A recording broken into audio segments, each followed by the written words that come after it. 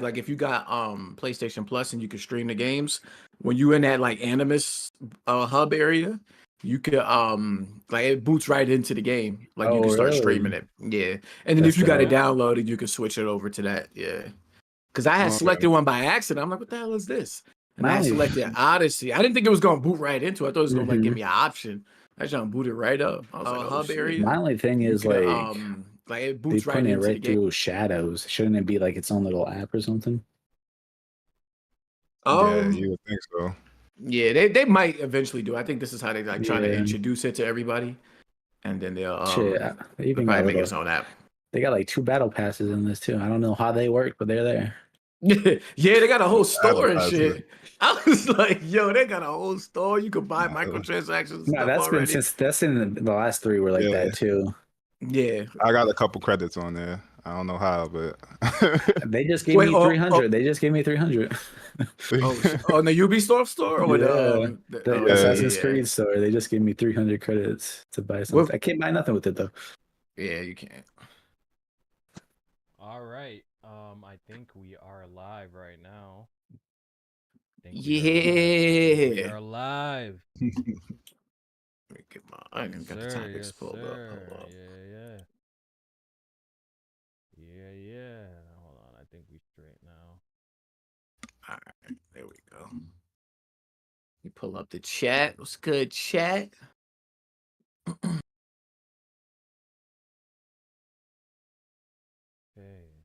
Oh, they dropped the God of War Dark Odyssey collection. I had downloaded it real quick. Check it out. I don't care about none of that, man. Give me something new. They can't be saying collection like that, bro. Yeah, they can't be just saying collection, bro.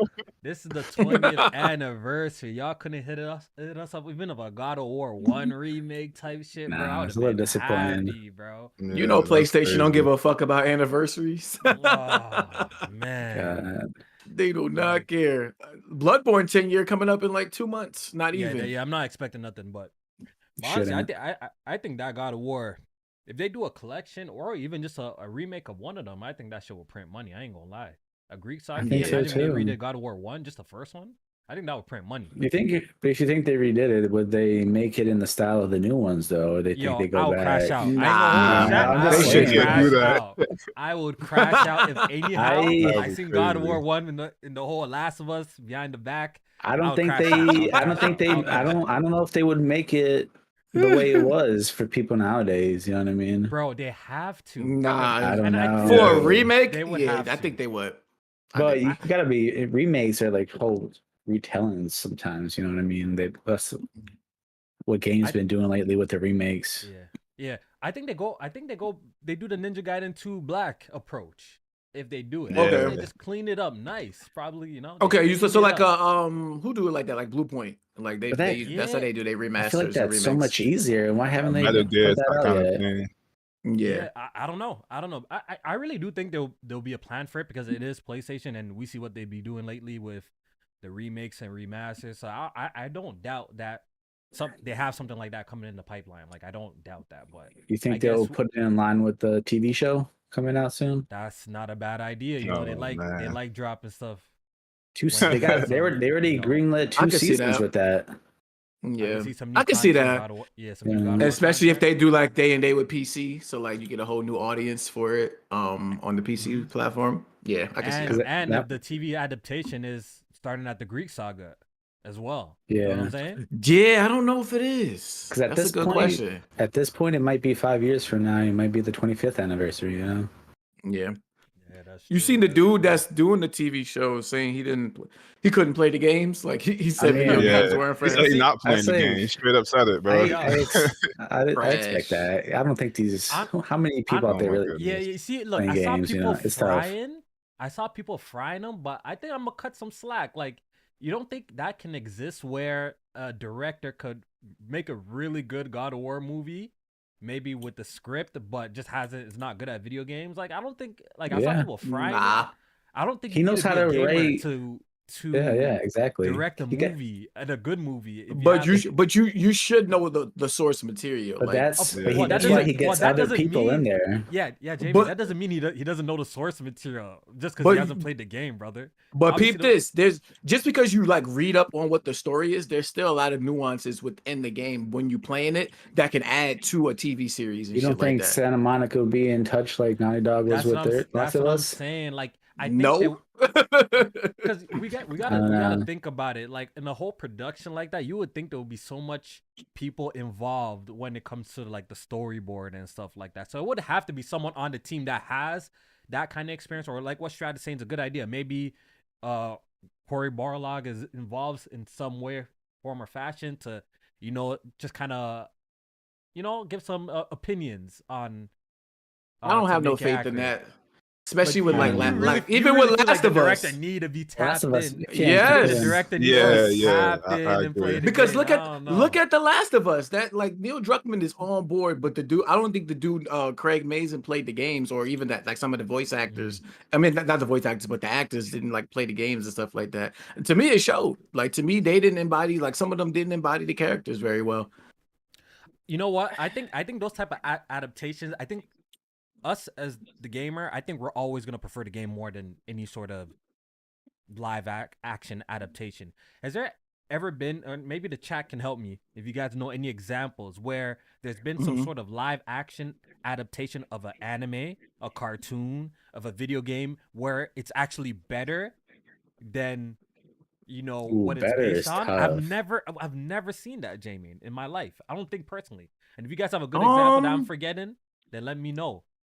I've never seen that adaptation actually better than just the original where it came from. That's hard. That's hard because a game is made to be like 8 to 10 more. Who knows how many hours long, and a movie is like 2. Exactly, and that's why I felt like watching The Last of Us, like the HBO stuff. Like I enjoyed it for what it was, but it's not even comparable to the video game because it obviously, just like what Strat says, it condenses an experience that's honestly takes us maybe like 15 hours to be in a much shorter time. I feel like the story connects in the video game way better because those combat scenarios that they kind of skip over, I think adds to the experience or the story as like how difficult it was. You understand? Like the combat scenarios that they put you in. But when you watch The Last of Us HBO, like all those combat scenarios are pretty much not in there except the main. You don't feel danger because it's just like I feel like the journey is not even remotely the same. Like the journey feels way more like what's the word I'm looking for? It's just the journey seems way more like treacherous in the video game just because of obviously what they put us in the gameplay in the sections where it doesn't translate well in the TV space. They can do it right, like that like the whole journey in Lord of the Rings. That stuff was nice, but like I think them not adding nothing in between the slow parts of the Last of Us show like made it like it's like the later seasons of The Walking Dead where the threats are just the humans. You know what I mean? Nobody cares about the zombies no more. Yeah. Exactly. But yep. Hopefully, we're gonna go ahead and formally start the podcast. You know what I mean? That was a little cold opening. You know what I mean? Get everyone warmed up a little bit. Yo, shout out to the chat. Shout out to everyone up in here watching the podcast live. Go ahead and say what up. We're gonna shout out a couple of people in the chat. So go ahead and say what up. Killer Cam for show. What's good? Shout out to all the mods in here. This chat be so peaceful. Y'all don't do nothing. Y'all don't ban no one. Y'all don't kick nobody. I don't even know why I had mods. It'd be mad peaceful in here, bro. Mods be on vacation. I know. They come over here to relax. I know. Exactly. It's a day off over here. Exactly. DX Taker 1. What's up? Arcade. The Sly Crow. Gian the Don. Y Band Craft. Will A, what's good? Hustle and Motivate, what's up? Video Game Lover 58, E-Rock, what's good? Blade X, Pablo, Type 1, Muck, Blade X, Retromatic, and yeah, man, I think that's everyone who's written the combat so far. So if you enjoy the show, go ahead and hit the like button. It won't kill you. Go ahead and hit the like button. So we're continuing the hunt for 2 panel members to join us as we elevate good gaming to the next level. You know what I mean? And today I got 2 guests with me. I got somebody that I know very well, and it seems like J-May, someone that J-May knows pretty well too, is up in here too. You know what I mean? It's my brother right there. Sucks. We got our boy Strat. We got Strat. He's on the bottom right there. Say what up, Strat. Hello, what's up, everybody? I told Strat to turn up today because he be turning up in the Discord when you play games. When he gets on the pod, I know he got potential. He's knowledgeable, but you gotta turn up, man. You gotta turn all that pretty boy cool stuff. Don't fly around here, bro. You know what I mean? Turn up. Get off the gaming opinions. Crazy. You know what I mean? That's like I don't know. So we got Strat in here and we got Bless. Yo, what's good? What's good? What's good, people? What's good? Yes, sir. Yes, sir. So, you know what I mean? Y'all feel comfortable. Interject whenever you guys want. I don't want this to be some sort of I host and, call and response type of pod. I want y'all to interject anytime y'all feel like y'all can add to the conversation. All right, man? So be comfortable. And we're going to do a good show, man. Yo, Retromatic's stupid. He said, I just hit the like button and it told me I got 5 minutes to live. That's crazy. That's how they be treating the like button low key around these parts. You know what I mean? But yeah, man. Like, what's that movie where like you get you got like a certain amount of time on your you ever seen that with Justin Timberlake? That movie was time is currency. You didn't like that? I like that movie. Everything got Amanda Seyfried in it too. I forgot the name of that movie. Yeah, something like, is it Timeless? No, it's not Timeless. It's something to do with time. I know what you're I've talking seen about. that years ago. I see Like, imagine if likes was currency and shit like that. That'd be funny as hell. I know. Shit. I'll be dead in 24 hours with these boys. They don't want to hit nothing, bro. 10 minutes to live right there. All right, so typically, if you watch the pod, you know what we do. We just talk about some of the games that we played throughout the week at the top of the podcast. So I definitely want to start off with our guest Strat. Yo, what you been playing? Like I don't know already. Yo, what you been playing? I just completed Silent Hill 2, the remake. Okay. Very good game.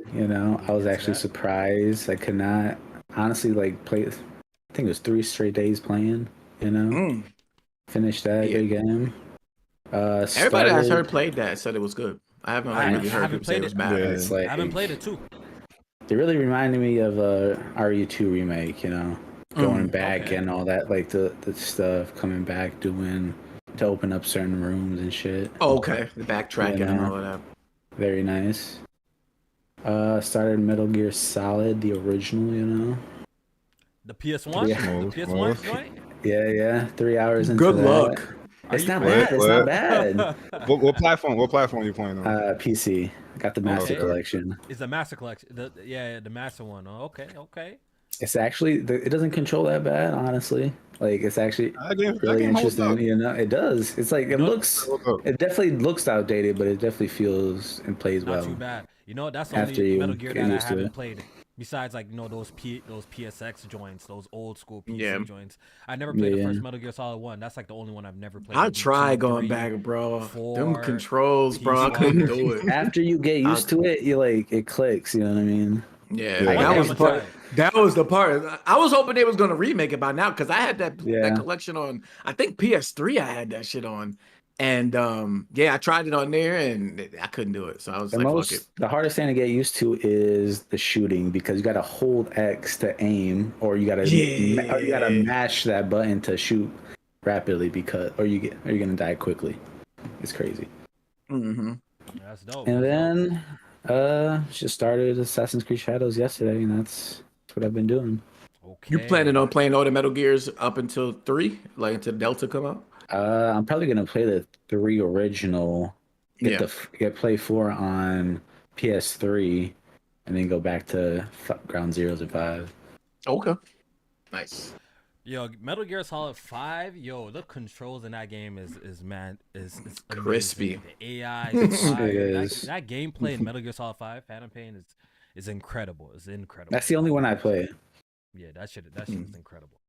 Yeah, I'm really looking forward to Delta. That shit's looking Me too. clean. Me too. Yeah. That's my favorite Metal Gear. Metal Gear Solid 3 is my favorite joint too. I'm looking forward to that one. Yo, Bless, what you been playing? I've been playing Spider-Man 2 that just came out on PC. So yeah, first time playing it. Yeah, first time playing it. I beat Spider-Man 1, and this one, I don't know. It ain't hitting the same. It ain't hitting the same, bro. It's not, bro. I don't know if it's the multiple character thing going on, but it's just not hitting the same right now. Yeah, you know what, Bless? I love you, but I don't think it's gonna work out with you being, you know, you can go ahead and let yourself out. No hard feelings, you know what I mean? We'll holler at you like that. I'm just playing. Bro, a lot of people share the same sentiment, bro. Like they say that shit. I'm one of them. Yo, I don't understand the Spider-Man 2 hate, bro. I get it. It's not a perfect game. Don't get me wrong.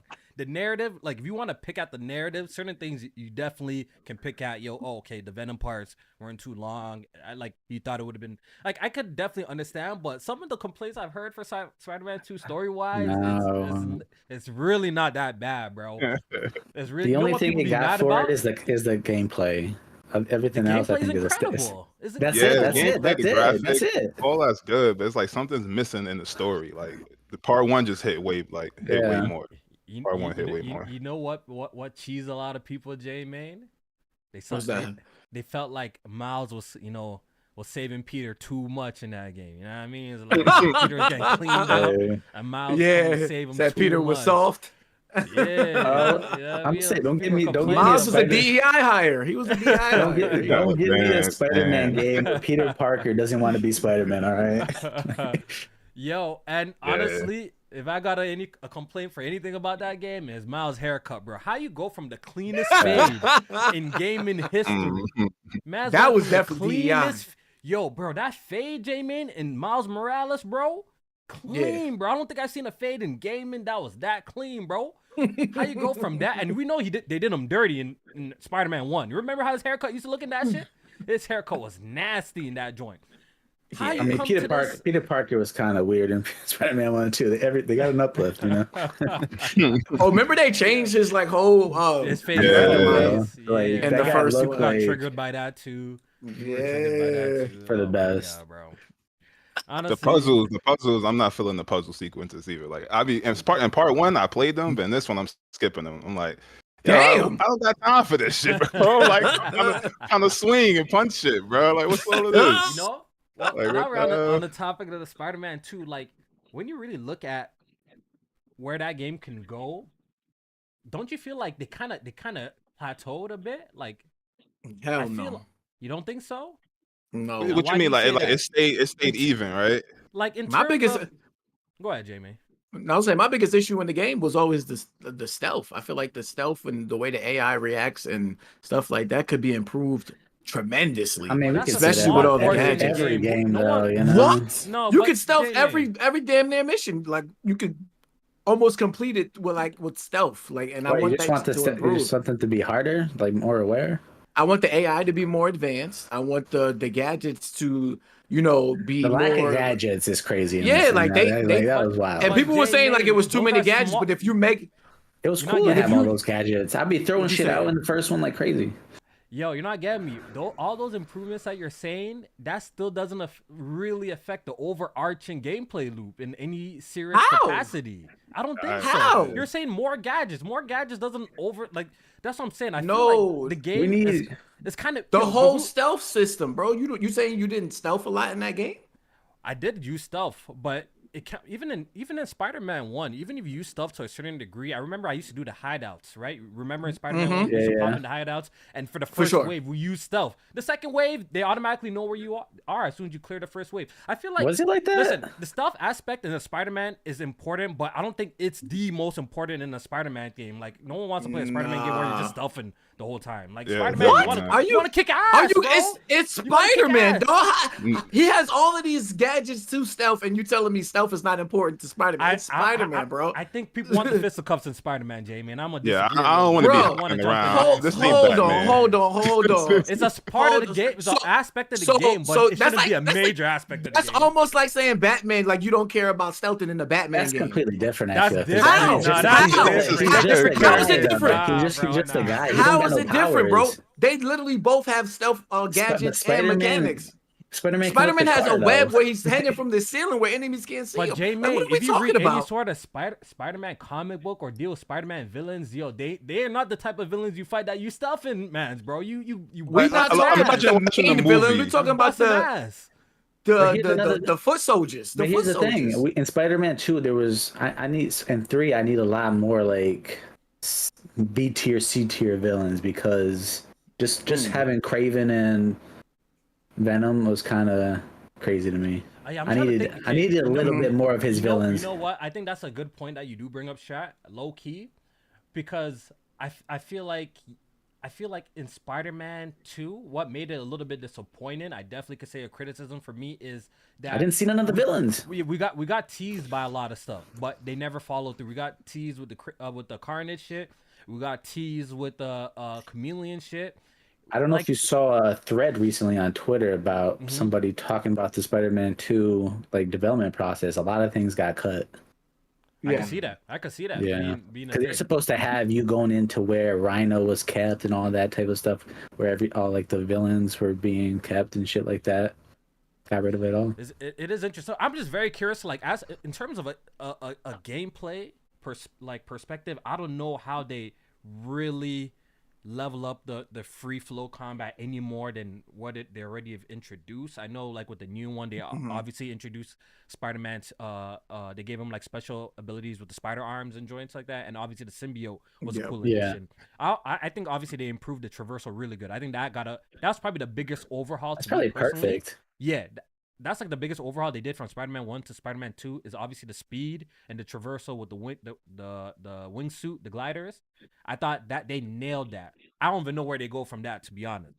Like the Mysterio stuff is cool. I don't know where they go from that, to be honest.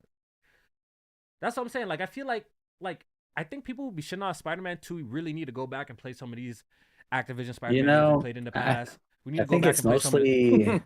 I think it's mostly the little side missions that suck, you know? Yeah. And honestly, they still haven't found a way to make just regular saving the day of like civilians and stuff super interesting. After you do a couple, you're kind of like over it. You know what I'm saying? Like the civilian stuff where you're saving. I don't know. Have like a villain break out of jail and do something, and they go catch him and put him back in jail real quick. You know what I mean? That's it. You know? Yeah. Get like maybe Doc Ock escaped, went to his lair, got his shit.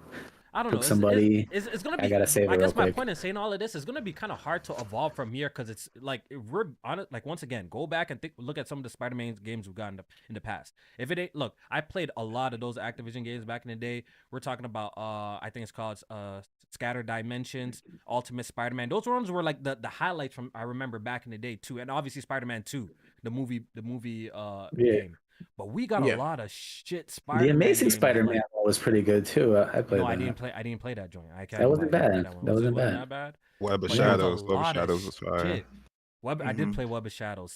Was spectacular. Or the Ultimate Spider-Man. People say that was great. Spider-Man. That was good. That one was good. Yeah. That's the comic book one, right? Yeah, that one's I had like a shell-shaded thing. It released on the PS2, OG Xbox and stuff like that.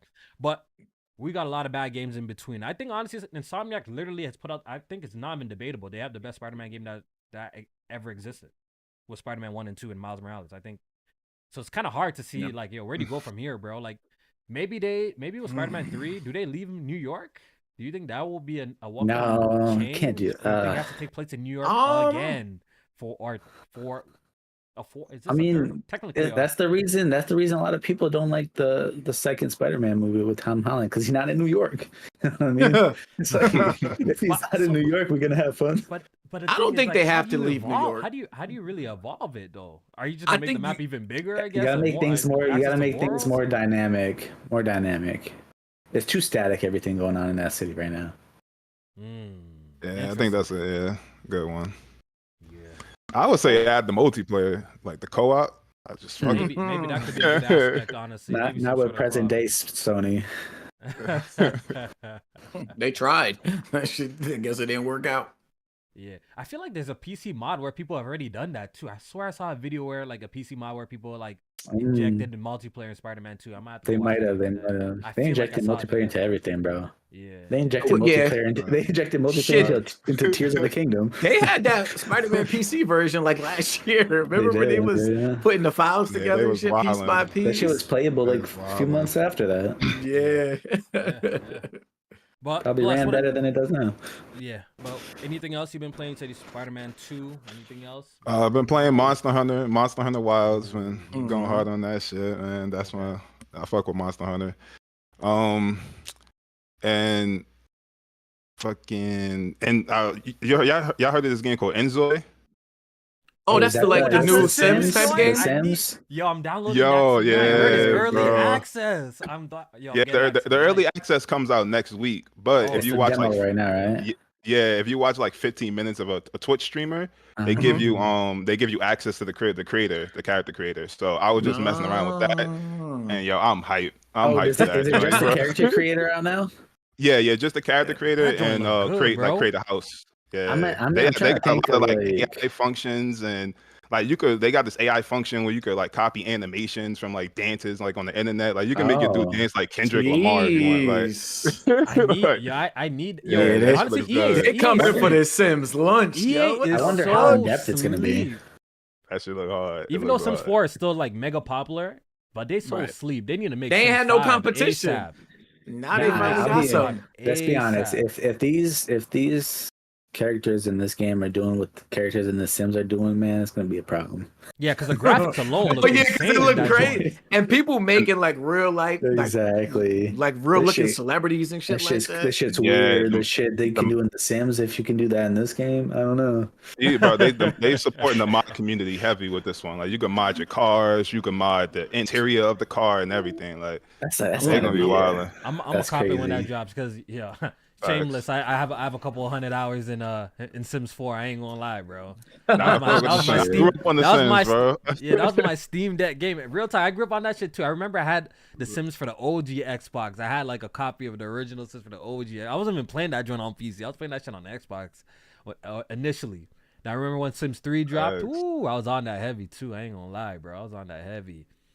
I forget which one was on the PSP or the DS, but I know I had one of those. I think it might have been Sims 2 that was on. Even the DS ones, really. Like I never played them joints. Those joints have been so bad. Low key fire. Fire. Okay, that's dope. All right. That's about it though, and then Assassin's Creed. Creed, dope.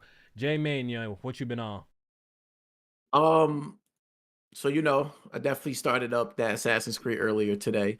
Before that though, I was playing still finishing up all the side shit in Final Fantasy. We're gonna hear this for the whole year. How many hours every single episode for the rest of the year? This guy's gonna be like, I'll play Final Fantasy. That game looked like 115, I think. I think I'm at 115 hours in that game. The game has just that left or right side. Bro, of the first area. Avoid the side missions because if you like me and you need to do I started 100% in the side missions and I didn't realize how many side missions and side content is in that game. Avoid them shits, please, because you're gonna save so much time. Though to get, I mean, if but it's rewarding. It gets rewarding and it's dope, bro. It gets annoying. It gets annoying after a while. Queen's Blood, I never want to see that game again. It's good, but bro, it's so many Queen's Blood fucking activities in that game. I never want to see Queen's Blood ever again in my life. That shit, it has a lot of content though. You definitely get your money's worth, but it's just a lot. It's just a lot of fun content. Are you close to beating it? Yeah, I'm like in the last chapter or two, but I'm trying to clean up everything before I beat it. I finished up all the new levels in Astrobot. They keep feeding us content over there. I gotta get back. So, me too. Yeah, it's mad. If you haven't played it since launch, it's mad new levels for you to play. It's at least like 15 new levels, time trials, and all that shit. So check those out. Assassin's Creed though, I know we're gonna talk about it, but I put a couple hours into it before I came here and. Listen, it was hard. It was hard to put the game down. That's all I'm gonna say right now. I was fucking with it. Talk about it. Okay. I'm not gonna waste too much time. I've been playing Assassin's Creed as well. I got about like 15 hours into the game. I'm still, I guess in the first act of the game. I've been just enjoying exploration. and doing some of the open world activities I don't find in. I can't even lie, I've been enjoying that. See a question mark, you run to it, Yeah, exactly. I've been enjoying just exploring in the world. And we're definitely gonna dive deep into Assassin's Creed. It's definitely like the main topic of this episode. There's not much that went on this week, but we definitely gonna get into that. So I did play a lot of that. I'm still playing Monster Hunter. Y'all thought I was gonna drop that joint, huh? Thought I was gonna drop that joint, huh? You doing the post game content? Post game. I'm level 47. I just completed. It's like I know y'all higher than me, but I'm getting there. I was playing on two platforms for a bit, so y'all have to spare me some of that. But you dropped that PlayStation one, huh? No, I'm playing on PlayStation. I'm trying to get the platinum in that, so I'm playing. Okay. I actually have more hours on PlayStation than I do have on PC. Look at this pony. I just finished chapter 6 of the end game joint. So I wrapped up all the main quests available.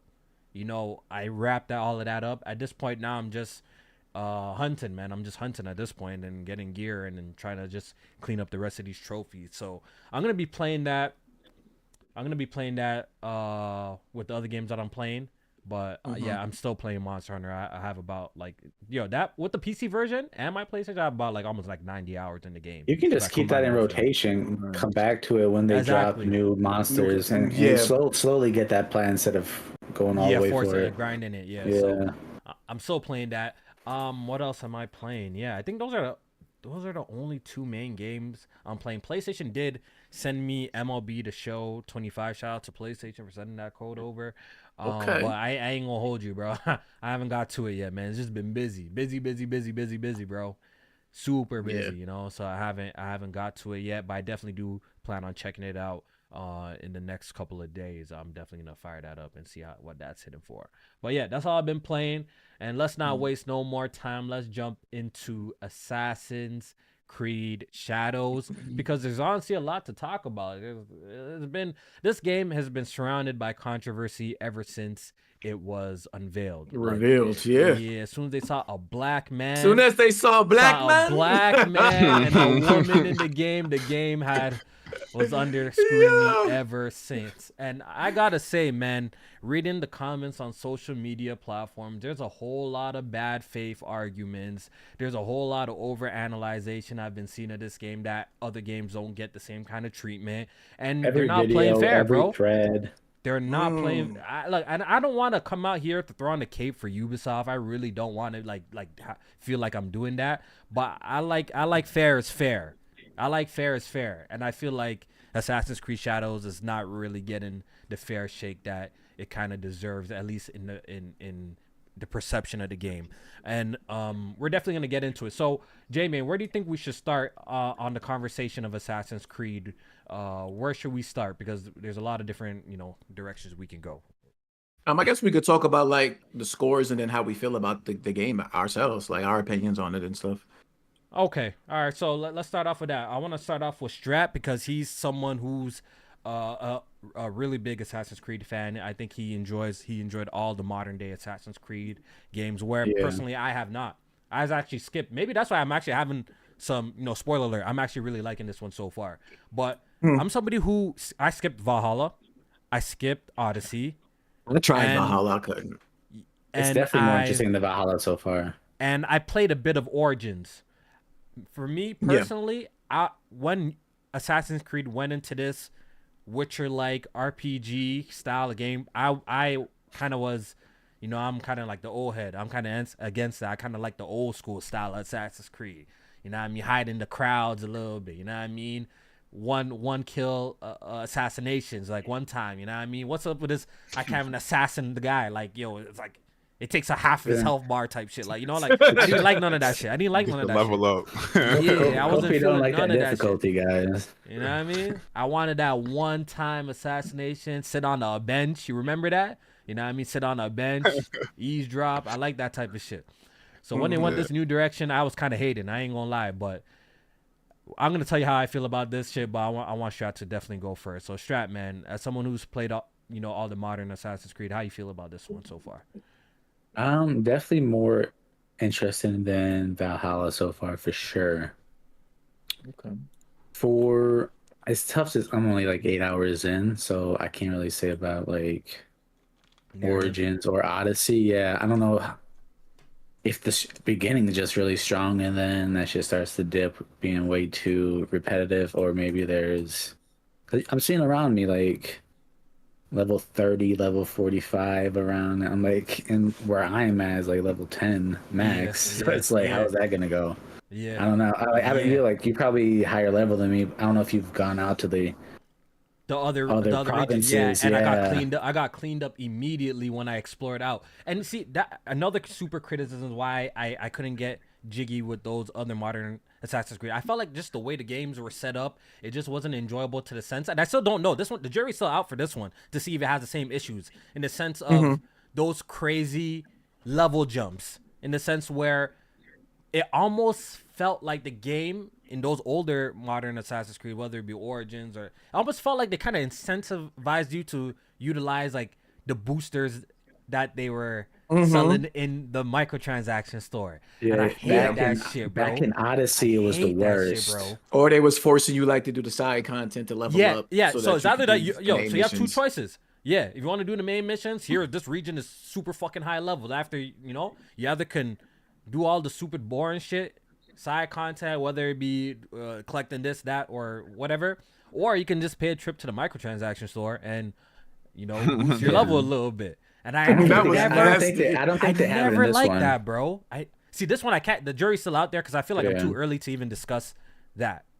But I'll definitely get back to you if I find out, because I hate that. I hated that about the new Assassin's Creed game. So, just try. That's the yet to be seen for me personally. I'm not high enough level yet. I'm like what, 16?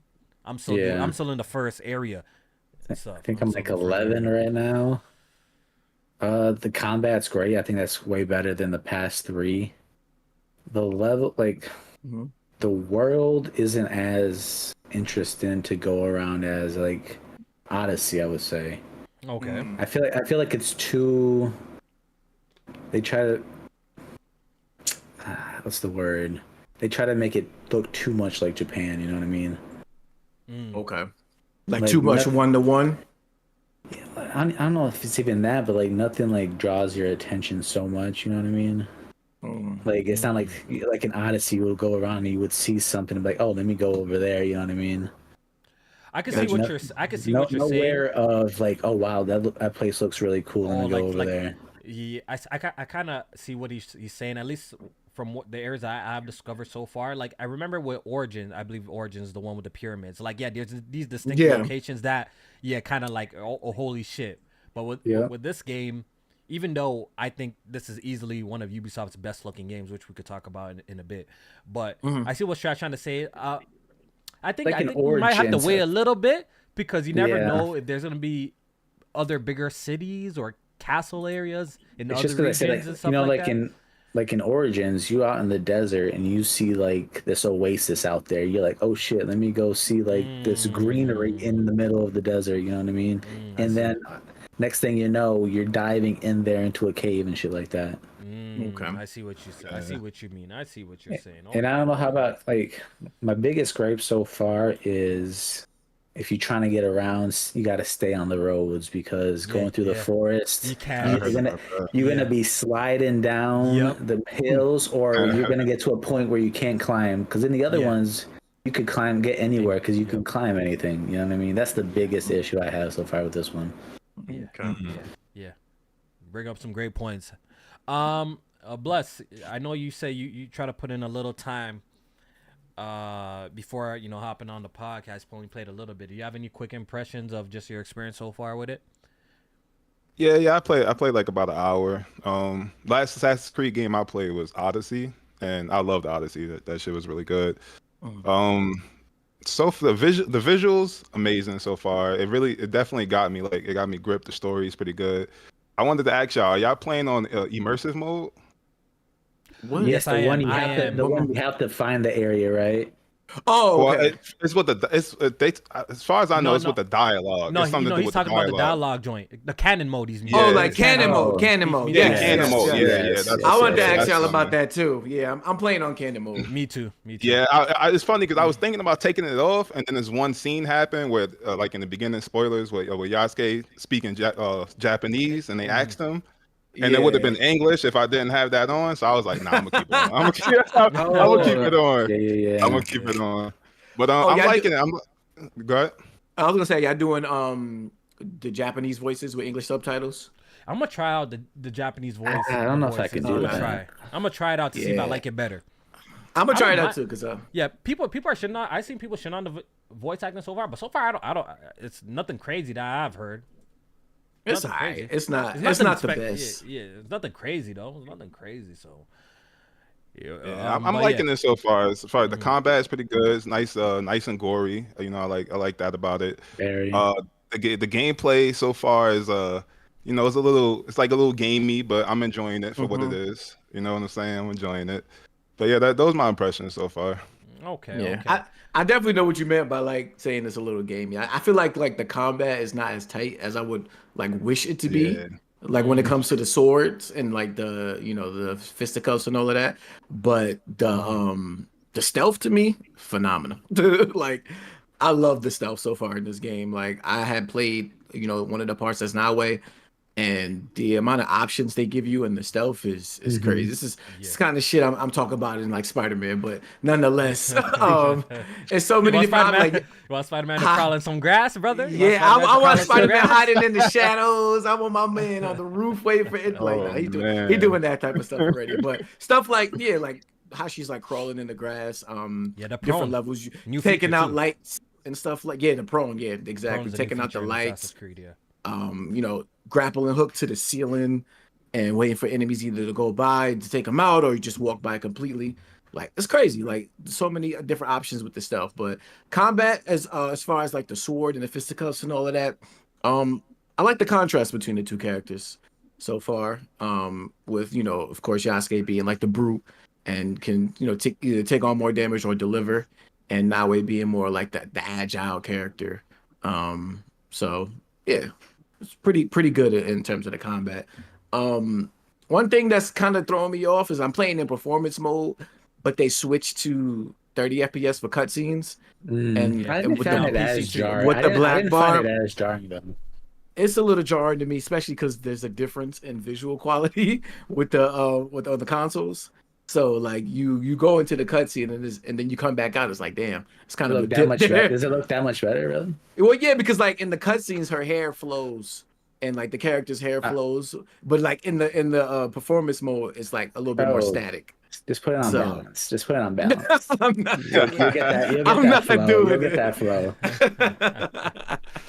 Okay, but nonetheless, it does look good though. It does look good overall. I think we should make it a point to know what platforms we're playing on. I believe me, Strat, and Bless is playing on PC, and J Main is playing on the PS5 Pro. So at least he can give us the PS5 Pro perspective.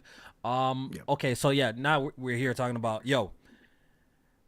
I don't think I've ever played a Ubisoft game in my entire life that has made me pause as much to admire the graphics as much as this game personally.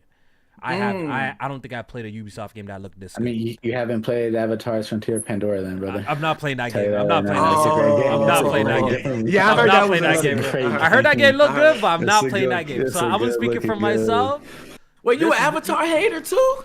I'm not an Avatar hater, bro. I'm just not playing that joint, bro. I'm not playing Avatar Far Cry, bro. I love first-person games, bro.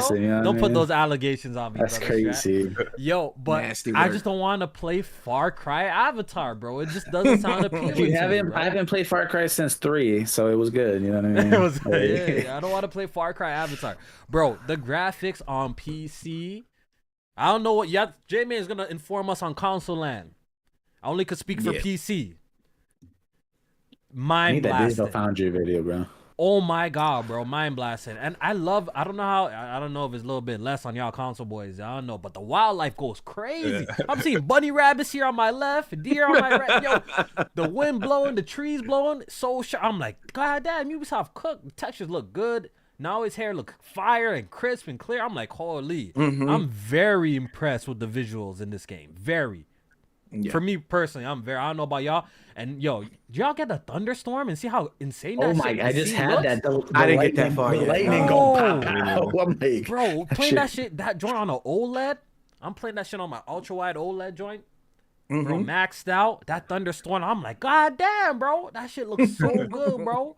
I'm just very impressed with the visuals like overall in this game. The game looks really good. Like once again, I stopped too much so far in my playthrough just to admire and say, god damn, like this shit look good, bro. So Jamie, as someone who's playing on the console, do you feel the same, or it's not as impressive to you? I'm still early, so I haven't experienced a lot of the stuff you're talking about yet. Like I didn't get no thunderstorms and stuff yet. I saw wildlife, but not too much of it, like early on. But no, it does look good. And that's what I was saying. Like, so if I was playing in like quality mode, I think I would probably experience the euphoria that you're having. Because it has like more of the bells and whistles and the ray tracing and stuff like that too. No, the performance got all the ray tracing though. No, it don't have all of it. It don't have ray trace reflections. It don't have on ray trace reflections. On the Pro, it doesn't? No, it only has the GI, which is good, but it also still isn't as good as the PC GI, RTGI as well. But and then he's playing at a higher resolution too, so that's always gonna matter. Like I still get like screen door effects and shit like that on some of the like the fire and all of that stuff. Yeah. So but it looks good though. It doesn't look bad or anything like that. Like it looks good. It looks good. Amazing on PC, bro. I'm sure Digital Foundry is gonna stroke it once they drop their PC version in terms of like the presentation. I'm sure they're gonna highly. How's the performance though? How's the performance? Because I've seen some videos. That PC performance, at least on the video, bro. The PC performance. I don't listen. You know what? I guess I have. Listen, look. If you're turning off all the technology in terms of like, if you're turning off DLSS, you're just playing it raw.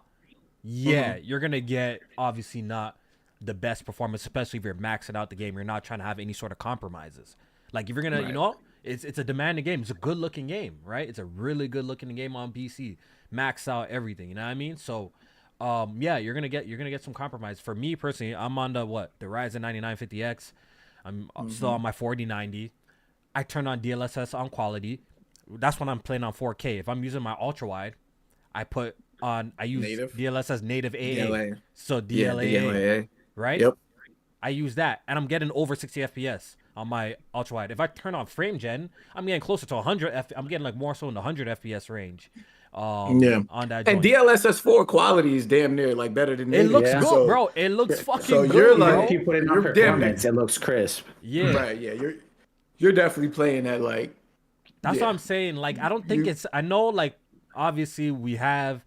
I don't know what's going on in the gaming community nowadays. It's just nasty out here. Like, I don't know why the PlayStation community, at least the fanboys, let me not group everyone in together. I don't know why this competitive nature or this, I want to prove that this Pro is better than your high-end PC. I don't know why, like, they want to do that so bad, bro. Like everywhere on my timeline, like, it seems like people who are a little bit insecure with their purchase to like prove something, bro. It's okay. Yeah. The PS5 Pro is a great machine. It's the best console you could buy on the market if you want. There's no console that's better than it on the market right now. But we have to stop this drawing comparisons to like people running rigs that are way more advanced than it. Like we just gotta stop, Jamie. Would you agree? I agree. We gotta stop with that, bro. The PS5 Pro is great in its own right. In the console space, it's the best. It's the best, right? Yeah. But when you start entering the PC territory, y'all need to just relax, bro. You always have to make this competition between the console and the PCs. They both could coexist. And, once again, I think the Pro offers a great value, especially as a console gamer. If you want that extra fidelity, I think it offers a great value for what they're asking for it. You know what I mean? But at the same time, we shouldn't really be comparing it to what the PC side of things are doing because I don't think it's comparable, bro. It ain't comparable. It's not comparable. I'm on the 97 XT, the AMD joint. Oh, the new joint. Yeah, I'm on that, and I'm getting like I'm on 1440p, everything high, and without FSR, I'm getting like 55 FPS, and then when I'm doing frame gen, I'm getting like around 80. So Yeah, like if people gotta stop being afraid of lowering some settings, man. No, yeah, things don't and my have to CPU be old. things don't have to be at ultra quality. That you know what I mean? I guess it would depend on how much I'm spending. If I'm buying one of them new 50 series cards, I would But be here's like, the I thing: ain't turning shit down. at one point, that ultra quality just giving you so much performance, like Yeah, so it's like much less diminishing performance, returns. and it doesn't look as good as, and it doesn't look that much better Better. to take that much performance away from you. You know? Yeah, that's true. I can admit I was trapped in that cycle, bro. I was trapped in that cycle. That little like, I got to max this out, bro. Or I can't enjoy it. Bro, I'm telling you, that shit fucks with your gaming, bro. Then you turn to something else. That's why I think I've been able to game on consoles. Have you noticed? I've been able to game on consoles so much easier. Bro, when you get trapped in that little rabbit hole where, I got to play every single thing at max settings or I'm cheesed, and first of all, going that route on the PC side is a money pit, because right now you're in the mercy of the developers. Some games you're gonna play is optimized to a T. It's fantastic. Other games you're gonna play is not. It's still gonna be like good on PC experience, but it's not really optimized that well. It's not optimized to get the best out of your hardware, and you're always gonna run into that issue. So the thing with me that I had to, and this is a while ago, I came to this realize I had to just fall back, bro. Like, bro, you have to. It comes at a time when you're gaming on PC, you got to be happy with what you got. Yeah, this is an internal thing that you gotta do. You gotta be happy with what you got, bro. And you have to switch your mental. You're focusing on the wrong things. You're supposed to be focusing more so on the quality if this game is fucking good, versus, am I playing this at ultra? Or am I playing this at high? Or it's RTGS? Let me come on the timeline and post that I'm doing. No. Let's reel it back to when we loved video games. Is the game fucking good? Are we having a good time? Are we having fun playing this game? And I was getting a little trapped in the rabbit hole at one point in time. But obviously, I'm out of that phase. That I don't need that. I need my shit to be running obviously to a certain standard, but I'm okay. If I have to turn something from ultra to high, I'm okay with that. You gotta realize that tell y'all guys, not every developer is gonna optimize like crazy, man. Especially now with the upscaling techniques out, like they just. But I think like FSR 4 and DLSS 4, like they're really good. So like I'm okay with those.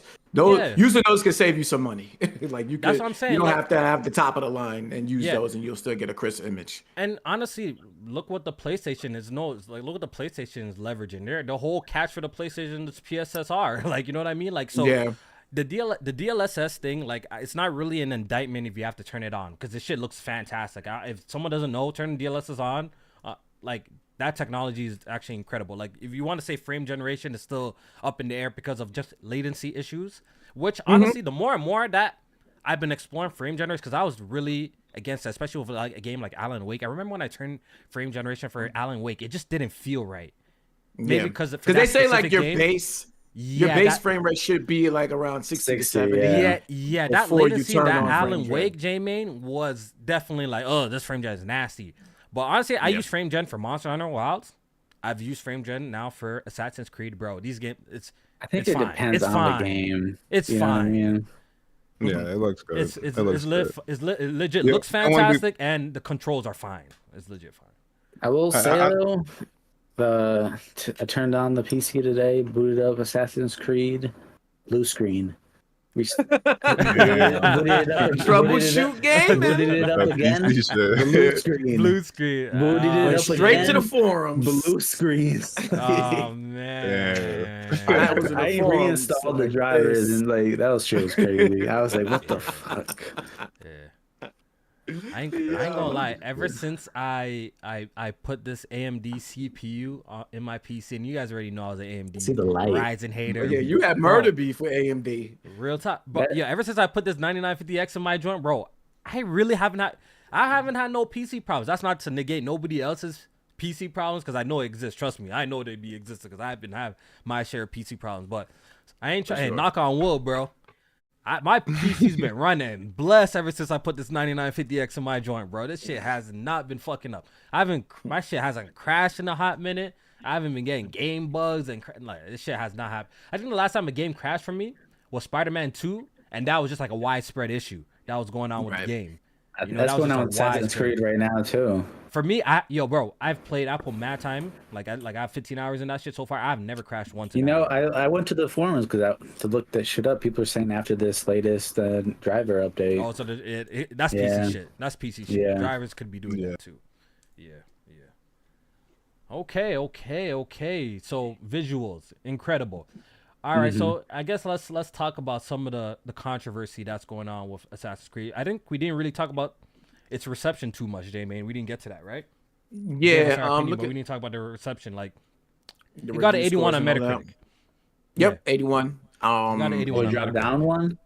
Shit. It went down one. It started at 83, and then it was 82, and now it's at 81.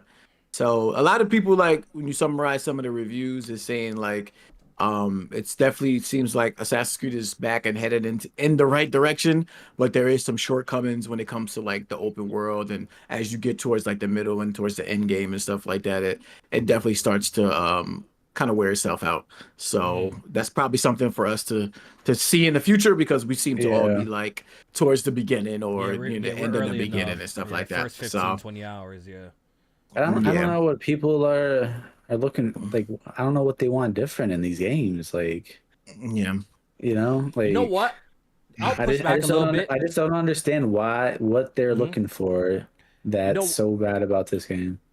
You know, I think what I do notice, and I can't lie to myself, sometimes games that stay past their welcome could be an issue. And I could that's like a potential issue that I'm seeing with this game that could be a problem, because I've been doing a lot of exploring this little ass region that I'm in.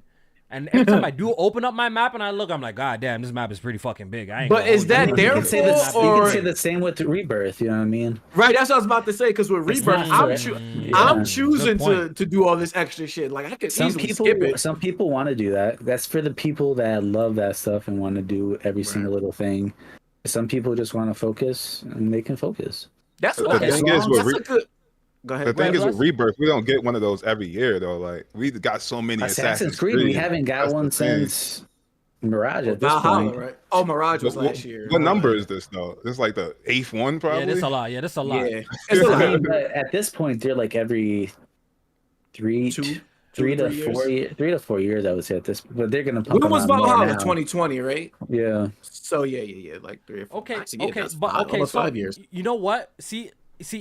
I may enjoy this game more so, and I said this earlier, I may be enjoying this game a little bit more so because maybe I'm somebody who hasn't been through this Assassin's Creed loop in a minute. You know what I'm saying? Like, I'm not sick of it. I could imagine maybe somebody who did just come off Valhalla or Odyssey and played that and jumping into this one and it's a little samey might have a negative, impression, like, with this game, like, it's your the same kind of Ubisoft bloat. And your playstyle can be so different, though. That is true, but Strat, if this game runs into the same issue that what I complained about in the past for me not liking those other games, that they kind of force you to do these side contests before you can progress in the main stuff, then I could see that being a little bit of an issue. If that's not the case in this game, where it lets you just go main mission to main mission to main mission, and you can just finish the game that way, then no problem. But if it does force you to kind of stop, no, you can't continue until you get to level 29, or you just can't continue. Then I could see a little bit of an issue there if this game does that. Like, I'm not not far enough to speak on that too much, so. When you think about it, how different is it? I mean, isn't that what RPGs are, though? You're gonna have areas where you just can't go into. You know what I mean? But the flow of an RPG, like some RPGs that I've played in recently, like they don't.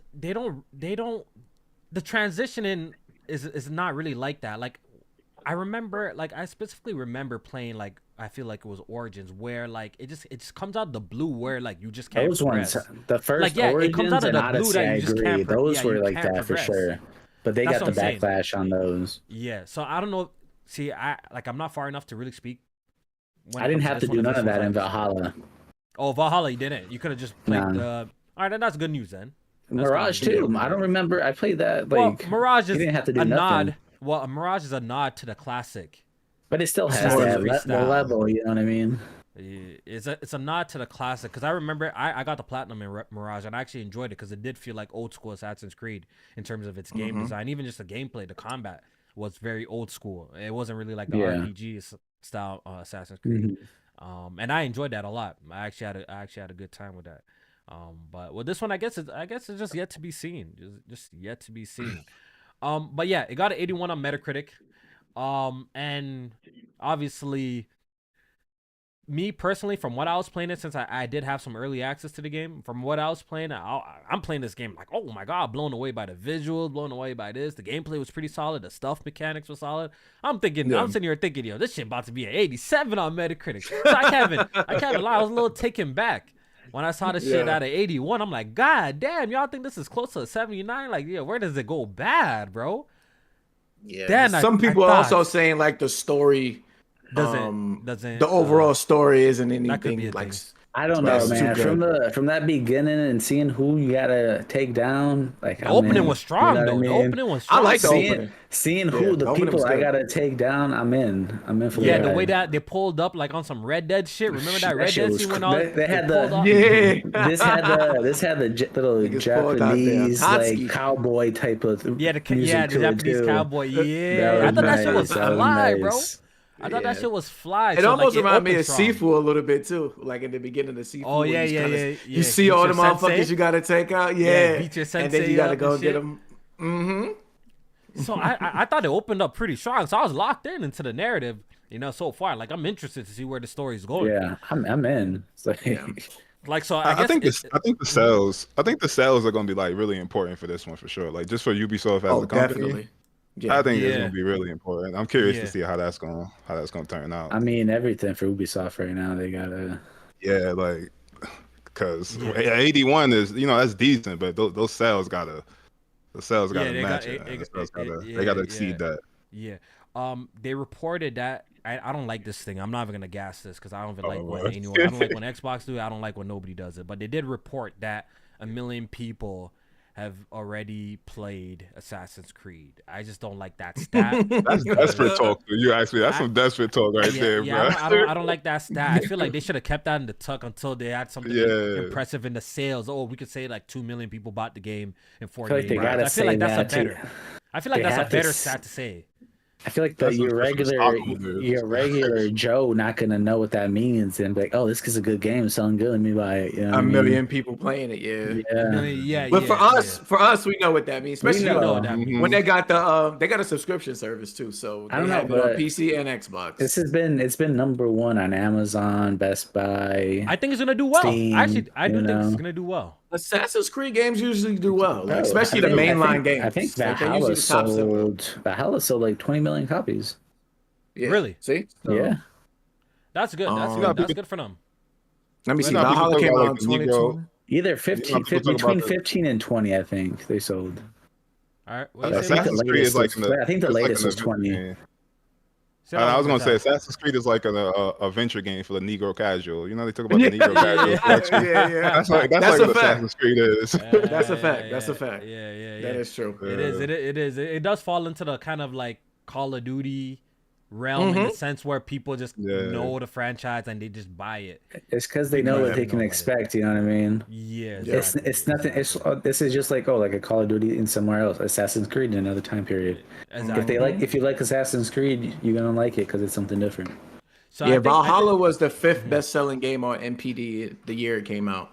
That was good. 2020. So yeah. I do think Shadows is gonna perform well. We're already seeing it track better in terms of concurrent players on Steam than previous Assassin's Creed. I think it's doing pretty well, right? Or actually no, I might be a little wrong. It might be second. I think all time might be second right now, but it's not the weekend on Steam. We got another thing too is a lot of people buy these CD keys off of other websites, and when you do that, it's just Uplay. You know what I mean? That is true. You can't buy it. You can't buy Ubisoft game code anywhere else, but Uplay Unlock, but you can buy it on GMG, and it's like $55 over there and shit like that. But it's Uplay. Yeah. Yeah, this is definitely going to be a game that they do need to perform well, and I think they even despite all the backlash and controversy, obviously, is Yasuke a real samurai or not, and all of that bullshit that people be talking about, whether it's real or fake, what does it matter? It's a fictitious a game, It's dog. a fucking video game, bro. And that this shit leads blows me to my fucking next mind. thing, bro. This Ubisoft, I fuck with y'all. You know what I mean? Shout out to y'all for, you know what I mean, sliding that code over and shit. You know, I appreciate that. This will be your last. Watch your words. But y'all kind of disappointed me with this a little bit, bro. I can't even lie. When I read this headline, I was hella disappointed. All right, so there's been reports of a day one patch for Assassin's Creed Shadows that prevents defacing shrines amidst concerns of, I guess, a Japanese politician was scared of this would influence, or not scared, or throwing it out there, this would influence like real life kind of consequences in the sense that, it might encourage people to do the same. And I think this is a crock. I think this is a crock of bullshit. And the people, the grifters are running with this because they're looking for anything to hate Assassin's Creed Shadows right now. And who would have thought? I thought 5 seconds ago, they were screaming at Stellar Blade for not showing enough titty. You know what I mean? About censorship in video games. Yeah. Censorship in video games. But all of a sudden, that's Korean. Yeah. You gotta understand that Japanese laws are really different. You know what I mean? I think this is. I think it's a crock of shit that they did this because I think they did it just to just for them not to worry about any repercussions in the future. You think they would have stopped selling the game if they didn't? I don't think so. I don't think so. I don't know. I don't think so. I don't think so. Because I did read the quote where they said, okay, the guy says, blah blah blah blah blah real life. Wait, let me find the quote exactly. He was saying something about who the prime freedom of expression must be respected, but acts of demean local cultures should be avoided. So like this is what I'm saying. Like, the developers created this. Video games is like art, whether you guys want to believe it or not. Video games like art. It is for sure, and should be treated as thus, right? So I feel like this type of censorship was so unnecessary, and for a game that's already facing such backlash from a certain community just because of the characters you play, I feel like even doing something like this is kind of enabling those people for a type of victory, even though it kind of contradicts everything that they be believing in, because once again they be super against censorship and all sorts of that freedom of expression and that. So I felt like this was so unnecessary, especially when it's something that it's player choice.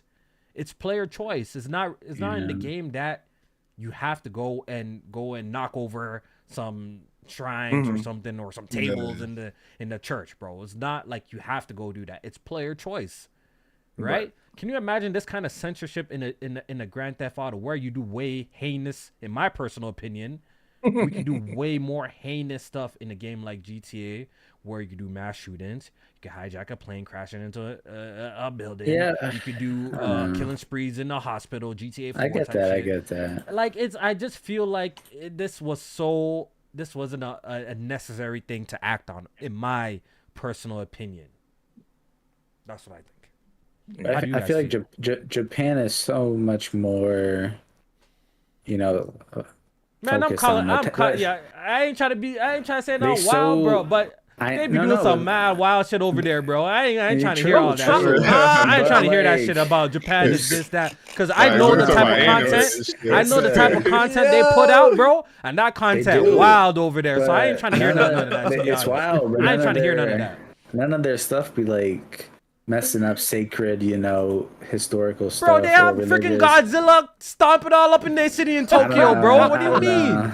But Godzilla be up there stomping up over there, bro. Never shows. You ever notice that when Godzilla come to Tokyo or whatever, those shrines are always the thing standing? You ever notice that shit? They being too sensitive. It's too sensitive. I don't like it. I mean, in the first 15 minutes, first 15 minutes of the game, they calling Yasuke a slave and shit like that. It's like, come on, bro. Like, Yeah, black man. yeah, like I'm the black offended, Playing bro. that shit, it was like, this is your black man. I was like, oh shit. looking at him all funny and shit. I'm like, come on, bro. Y'all want to be expressive with that? Express it all. Like, don't start censoring shit. Yeah, I wasn't really a fan of this. I feel like they should have stood their ground in this. And I hate how when Assassin's Creed, yes, they might have figures that existed in real life. But this whole historical accuracy shit is a crock of shit. Assassin's Creed has never been historical accurate. True. It's never been historical accurate, bro. So we have to cut that bullshit like, yo, this shit has to be to a T. And I don't see the same kind of slander that Ghost of Tsushima gets, because Ghost of Tsushima is based, it's from a real place. But that game, you could go on Reddit right now. There's a list of historical inaccuracies about Ghost of Tsushima, but man, don't fry it like that as well. They don't keep the same energy, bro. It's just, I feel like there's a lot. It's for me definitely personally, a lot of bad faith arguments with with this this game, bro. I ain't gonna hold you. Because they're they're definitely gonna do it with the next Ghost game with Yote, or how you say Yotai? or some shit, Yeah, they're gonna do, especially since the main protagonist is a female. You better bet they're gonna look for historical accuracies and shit like that. But if you want historical accuracies, read a fucking history book. Like, fuck out of here with this game shit. Got to be 100% accurate. Like, no, it doesn't. It's based. It's loosely based on like the character or the time period. It's a remix, but it's not going to or supposed to be 100% accurate. I would hate for video games to be 100% accurate. I don't want my Assassin's Creed to be 100% accurate. Yeah, that's whack. Like, at that point, I'm playing a fucking book. I don't want to play a book. I want to play some shit that you came up with that's a remix on what that is, what it was originally. That's what I want. Yeah. I don't know. So yeah, they did take some action. It is what it is. It's not like I'm so upset about it to the point, but I'm just saying, like, yo, y'all should have just left that alone, bro. Y'all should just, y'all created this. It's great. You know what I mean? I think it would have been fine if these grums like people weren't posting videos about that type of shit and getting people's attention. You know what I mean? Yeah, I feel. That's the issue. You know what's interesting? And that gets attention of people. Yeah, how did this even get into? Yes, right. How did this even get on the desk of someone like this for a reporter or someone to even ask this type of question? What, the shrines and stuff like that? Yeah, like how did this even get mentioned in Japanese politics? People thinking they were killing civilians, but they were actually killing like the enemies. But then you got to think that these politicians, they don't know nothing about gaming. They're gonna end up thinking they're gonna end up thinking it's a game about people disrespecting Japan. They don't know. Yeah. You know So what I mean? They don't also know the dude, it says Assassin's Creed Shadows question was asked by Japanese politician and member of the House of Councilors of Japan, Hiroyuki Kata, who will campaign for re-election this summer. That says everything you need to know. He's about to campaign for re-election, so he's trying to get in good with the people by saying that the shrines and stuff are saying you can't deface. You know what this reminds me of? Go ahead. I was gonna say he's trying to get in good with the people because why? 90% of the people in Japan are old and they'll respect that.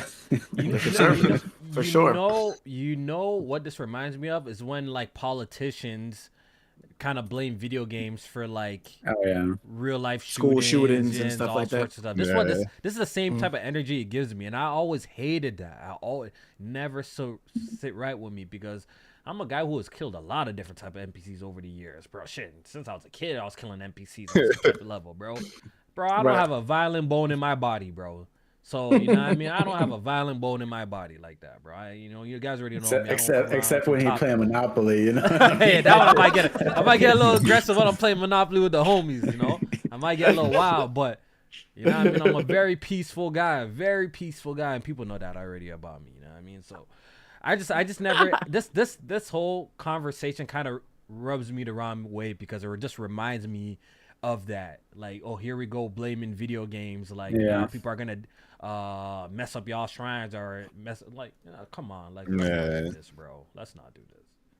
Let's not do this. What else? Assassin's Creed. With some more controversy with the romance options. You want to talk about that? Oh my god! More bad faith. By the way, conversations, bro. God. Let's continue. Something you could do in every single one since Origins too. I was about to ask you that because I haven't. Introduce So it, Jamie. Maybe since Odyssey, because in Origins, Bayek had his wife, you know what I mean, in the sun and shit. Yeah. Since Odyssey. Introduce it so the people know. So Assassin's Creed Shadows, there's some romance options. If you didn't know, you play as dual protagonists. You got Yasuke and then you got Naue. And yeah, you can romance some same sex characters, or you could do the opposite. So the thing about this is that it is completely optional. And it's actually very clear when it comes to the options that you're picking. Even some of them have like hearts next to the options that you pick, so you know that you're going in that direction. That's why I chose canon mode. You know what I mean? They just tell me and it's like I don't want to have no options.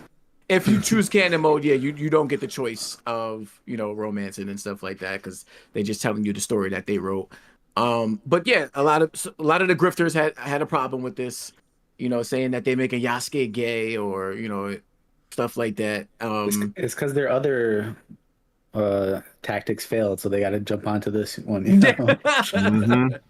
And a funny thing is the romance options actually were revealed last year, and it was revealed that you will actually also be able to same-sex like romance in this game. And it's funny that it's now becoming a problem because they actually they see it now. So now it's like, oh, why nobody complain about that in what's that show on Hulu? The show on Hulu. Oh, another with show. the great show. What's it called? The samurai show. Shogun. Shogun. Yeah. There was some stuff like that in Shogun. You know what I mean? What can you do in Baldur's Gate with the bear? You know what I mean? Right. Like nobody complaining about all these other things. This shit is stupid. It's optional at the end of the day. If you have to really go the extra mile to make so that you would romance a same-sex character anyway. So if you get that far, then you need to be looking at yourself in the mirror. Yeah, you wanted that. You need to be looking at yourself in the mirror. Nah. Let me tell you something. It can be confusing. You know why? Because Anubis accidentally romanced the man in Dragon Age. Oh yeah, man. He thought he accidentally slipped on some dick. He thought the heart was like, I really like this guy. You know, we're cool. He kept on picking the heart. Oh man. Next thing you know, one of the protagonists trying to get one of them. And it's been same-sex romance in games since how long? Bro, there's Mass many Effect, RPGs that Raven is saying Mass Effect. No, that's one of the greatest games. I'm not gonna lie. This trend that's going on in the industry with these people all woke gaming and all of this shit, it's so irritating, bro. These first of all, these are real life situations. Like go outside. There are people like this that exist in real life. What the hell?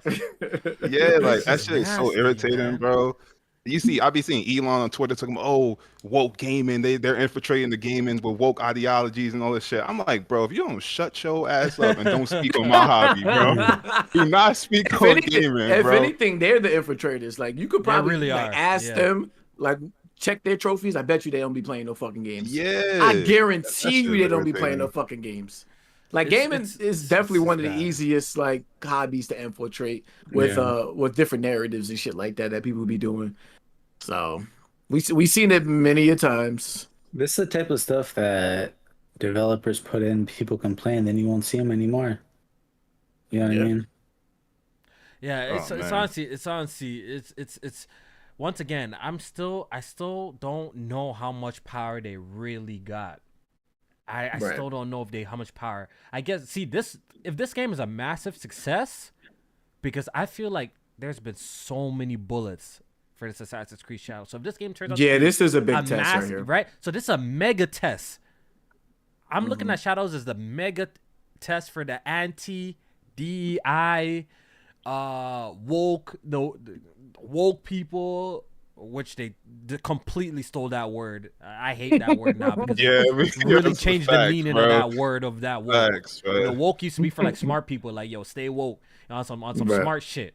Not for some racial undertones and bigotry. You know what I mean? That was not what woke was originally used for. So this is gonna be the ultimate test, Jamie. Because look at this game. We got a female lead, a black lead set in Japan. This has every sort of negative for it, right? Now we got this politician saying this or using this as a win because they had to patch something. So if this game still turns around to be a mega hit that ends up doing like a Valhalla type of numbers, like end up selling like a 20 million, a 15 million, then we know that they really actually don't hold no power, and it's just it's just a Twitter thing. Yeah. They really hold no sort of power at all.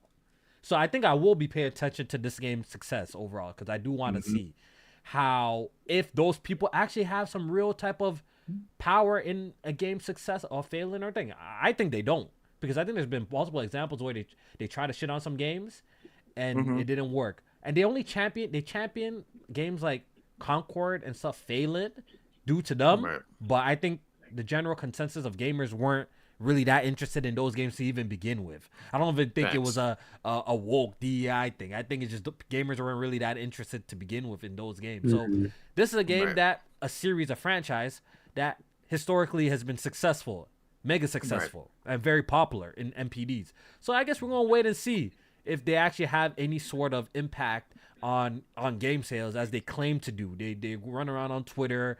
They have Steam pages where they say this is Sweet Baby Inc. and DEI and all sorts of dumb non-binary, shit. Non-binary community. So let's really put to the test if these guys really have some sort of influence over a game's success. So I guess we're gonna wait and see. We're gonna wait and see what's up. But yeah, I think. But it's like every game almost at this point. Like a game can't be fucking revealed now. I don't think I've seen without that conversation exactly happening. Like they even coming at the South of Midnight. Like what the fuck? Like that. They did that with Kingdom Come. They did with Kingdom Come Deliverance a little bit too. Because they got the same specs too. Yeah. Like, you never watch Game of Thrones? Like, come on, bro. Yeah. You know what's going on in that joint. Come on. Yeah, so we gonna see what's up for real. But I think that's enough Assassin's Creed Shadows for now. We're gonna continue playing the game, and maybe on another episode on the podcast we'll come back and give you guys our updated thoughts of the game. You know, we're still relatively early, so things could change. My opinion is subject to change, but as of right now, 15 hours into the game, I'm enjoying my time with the game, and that's what I could tell you all right now. I'm enjoying my time with the game. Shout out to Ubisoft. It seems like they actually cooked something special, because I've been pretty impressed with this game so far. I've been pretty impressed. Nice. Okay, moving on. J-Main, what's next, man? What's next on the docket? I think we got some PlayStation news, right? I was about to say, yeah, when PlayStation is finally acknowledging that new studio. Okay. So let's talk new first-party studio that's been in the works for a couple years now. Jason Blundell, who is pretty much like the godfather of Call of Duty Zombies. He actually was working with Deviation Games. He had started up that studio before, and they partnered with PlayStation to make a game, but that shit never came into fruition, and that studio ended up shutting down. So then he joined PlayStation and created his own studio. They're calling it Dark Outlaw Games.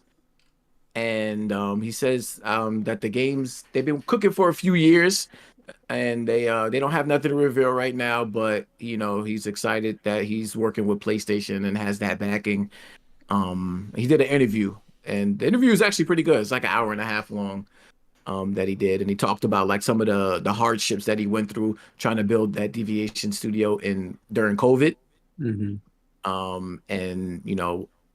so what I'm thinking is what to expect from him in this Dark Outlaws game is probably a multiplayer, like cooperative game. If his roots are in Call of Duty Zombies. Not what we need. Yeah, here we go. It's just gonna be like another like Killing Floor type of game, probably, or Left 4 Dead type. I feel. I don't know. What you think? I mean, shit, they struck gold with Helldivers. That's a multiplayer co-op game, so I don't know. It'll be interesting. I don't know. I'm okay if it's multiplayer, but I don't know. I don't know what it's gonna be like. It's hard to come up with some sort of like deduction of what this game is really gonna be. But I think we all pretty much in agreement is gonna have some sort of multiplayer component to it. I think we all can probably agree that, right? Just because of the guy's history. Did they say if they're working on a new IP? Yes, it is a new IP. Okay. Yep, it is a new IP. Yeah, so I don't even know what. Yeah, I guess we will never know. Okay, so so this is we all agree this is probably going to be some sort of multiplayer game, right? Yeah, at least at least a co-op type of co-op. Okay. Yeah, adventure type of game. Yeah, like I think it'll be more PvE or Helldivers-ish than it is PvP.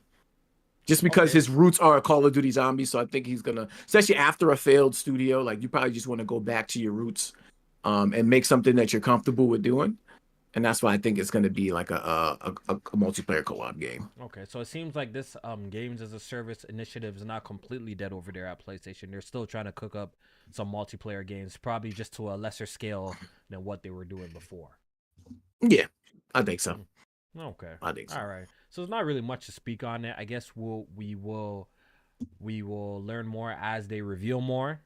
In the future this is like the first time it's like really been acknowledged, because it's been rumored for so many years that they finally revealed like the logo. PlayStation actually has a logo on their website, so hopefully maybe we'll see something this year, but not too much to go off of. But it is a good interview if you want to listen to him talk about his journey from creating zombies, and how that blew up, and then going from that to creating his own studio that failing to now being with PlayStation. I just think if you announce something like this, you gotta bring at least a little snippet, some photos, concept art, like something because you can't to give people something to work with. You can't be doing, especially after you just close like 2 studios. Like, I'll let them live, because honestly, I think the general audience probably didn't even know they exist. I ain't gonna lie to you. This is my first time hearing about these people. I know you're saying mine too. Jamer. This is the first time I'm hearing it. So if this is just an announcement of the studio's existence, I'm not mad that they didn't come with any sort of announcement. But hopefully you want to come with something that to show. You don't want to just like, what's the point of even announce no, they're announcing that they exist and they're part of their new studio. I feel like that's kind of pointless. You got to announce that you exist and then show something. Then show something. Yeah, I think it's a PS5 game. I think it's a PS5 game. That's a good at question. This point, I don't know. Yeah, I do. I think so. I do. I mean, apparently he's probably been working on it since 2023. Oh yeah, it's a cross-gen title for next gen too. Oh yeah, everything gonna be cross-gen, dog. Yeah, you already know it. Yeah, cross-gen ain't going away. I think it's gonna be ain't going away at all. It's gonna be even more prevalent probably next generation. I'm telling y'all, bro. The way they got Shadows working on the Steam Deck, I don't know why they didn't put it on the PS4, bro. low key. It's running good on the deck. It's gonna be a Switch 2 launch title and everything. Low key, that's crazy. These games not like hidden, probably even like the PS4 Pro. It's probably just by choice now. Like they probably could get some version of the game running to a certain degree, but it's just by choice at this point, bro. It's just by choice. Yeah. Everything's pretty much scalable nowadays. Like they be targeting low settings. Like remember, so once again, like Strat said, they're getting shit running on a Steam Deck. They probably just don't put it on another gen because it probably just looked too ugly and they didn't want to put something like that out. Yeah. They put Jedi Survivor on PS last gen, whatever. Yeah, it just took a little bit more time. Yeah. So, Okay.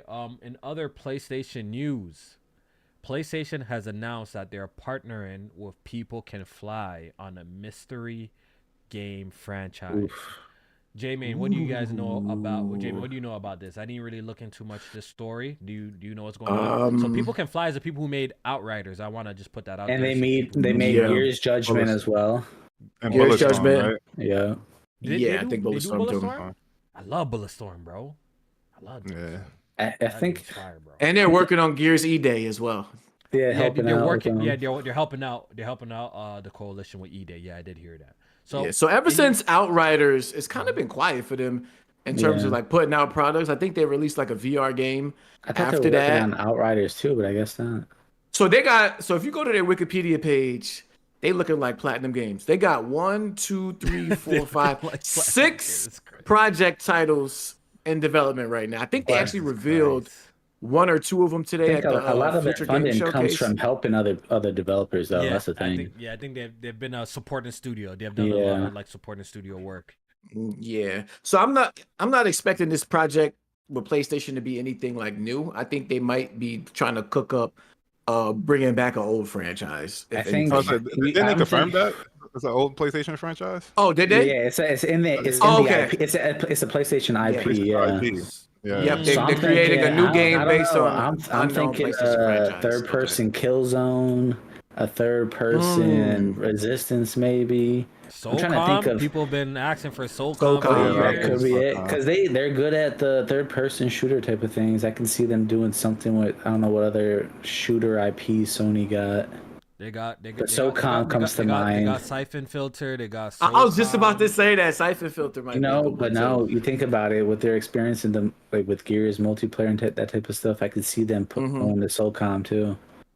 That'd be pretty interesting. I know someone like Blaze will probably lose his mind over that. That boy been waiting for a SOCOM. I do think PlayStation will end up playing around that franchise to a certain degree. I think that's the safest multiplayer to put out. I think it's a safe shooter.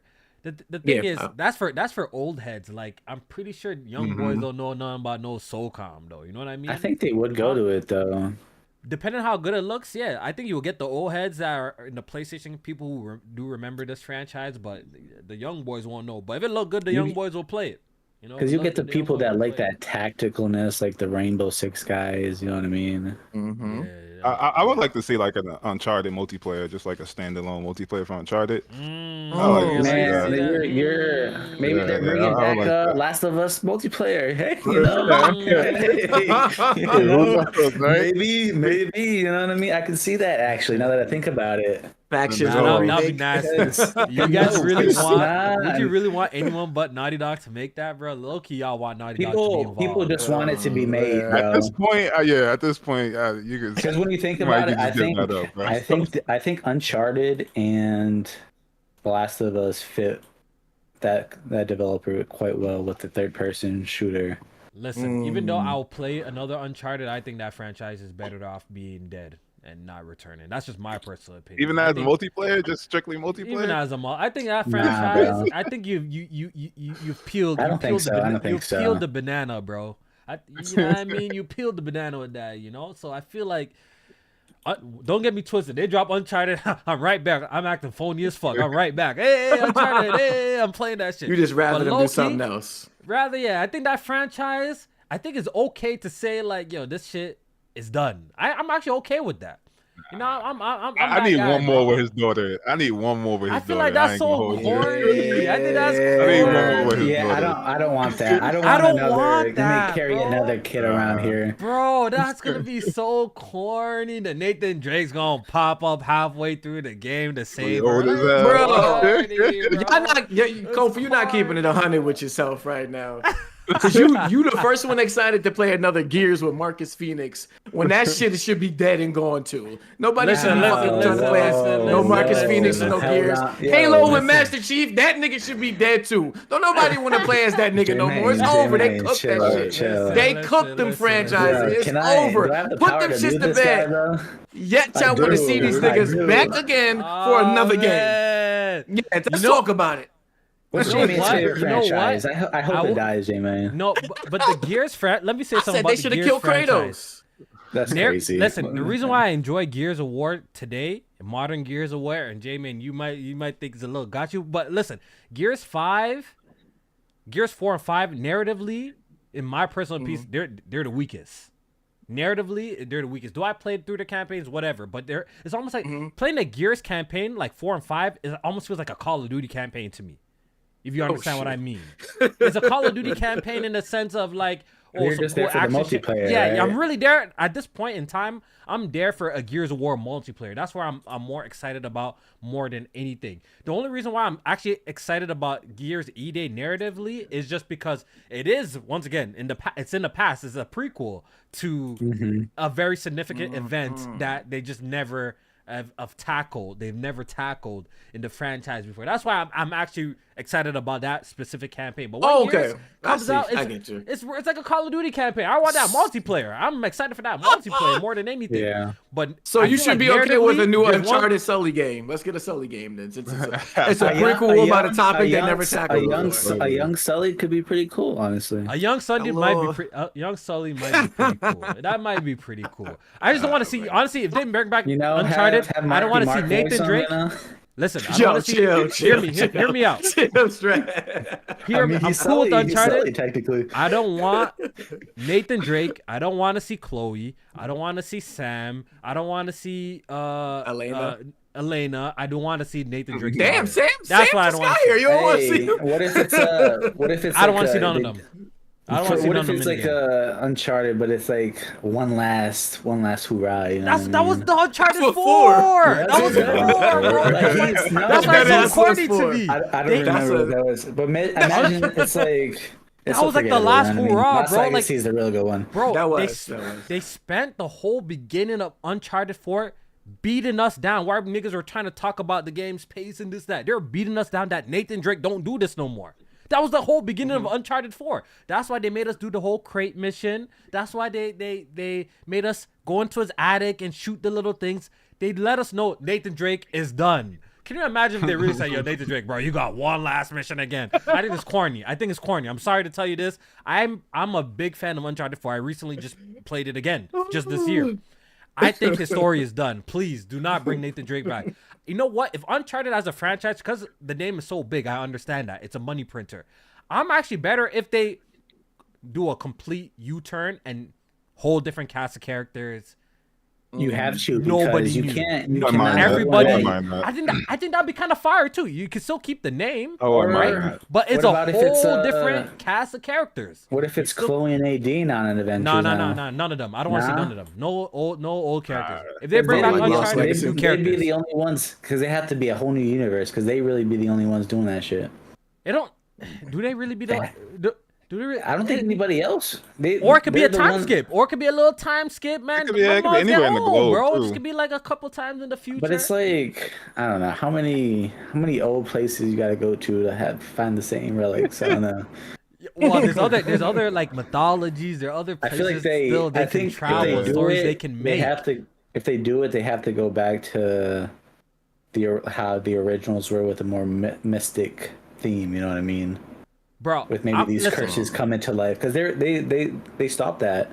Bro, the franchise, if Uncharted comes back, this is my personal opinion, new cast of characters completely, and the new main protagonist got to be nothing like Nathan Drake. He got to be maybe more like have maybe a different, more edge. You might as well just make a new IP at that point. But it could still call it Uncharted, Treasure Hunter. But this guy, they should make his personality not really like the good guy like that. They should make him a little edgy, a little bit more edgy, maybe not so much of the good guy, maybe more of an anti-hero. They trying to do that with Jordan, with Intergalactic, and they call it an EI. She bald. They saying that she coming off as a snob, and she bald. Like, yo, they going crazy. Oh my god! But honestly, like I'm a believer that, like, honestly, if Halo, like, look, listen, modern Halo, like. Don't get me wrong. Like, Strat's a really big Halo fan, and I'm pretty sure he would love. Yeah, they used to call Halo in college. Facts. I'm pretty sure he would love a million more Halo iterations. I feel like narratively, Halo has become really uninteresting to me. Here's the thing: the difference with Halo and Uncharted. Halo's universe is just so big. Uncharted, it's so condensed, man. Halo, you can go anywhere across the universe and find somebody to put in their boots. You know what I mean? There's mad books. There's mad things off the game where they could tackle. But I feel, for me personally, narratively, Halo's kind of lost its spark. I feel like the trilogy and Reach and ODST, they kind of the story just kind of peaked. 4 story, the issue wasn't that cool. 5 story wasn't cool. Infinite was whatever too. They have to change. They can still do it, no problem. People enjoy it, but they got to change genres a little bit. You know, they have to switch something up. Like perspectives, you think? Hot take, Kofi. Perspectives, maybe a little bit of a horror for the ODSTs when the flood outbreak and shit like that. I say go to remake. I think at this point Halo just needs to go to remake route. That's just me. You can't remake. You can remake it, yeah, but you can't remake it. When in doubt, remake, bro. Make combat evolve, bro.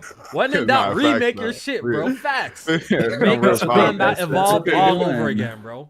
You got Capcom do it. They're doing that. They're doing it. This shit works. This shit works, bro. After some time, when in doubt, remake. They can remake it, but they can't reboot it. You know what I mean? Yeah, I'm not saying reboot. I'm saying remake. There's too much to reboot, but they are. That's what they're doing. They're remaking. Yeah, remake combat evolved again, bro. That's something that I can get jiggy with. Remake combat, and I'm not talking about just like a quota paint type of remake. I'm talking about like redo combat evolve. Like obviously keep the stuff that we love about it, like the whole silent cartographer mission. Like when you land on the beach, it gotta be like that. But like you gotta just like maybe expand on it a little bit more and just remake it. What they have to do with the remake is, I guess, make it bigger, you know. Yeah, but still keep the essence. They gotta keep the essence though. Yeah, but that was such a small little fight. They gotta expand that to make it look like a real like battlefield. Like, yeah, bro. You know what I mean?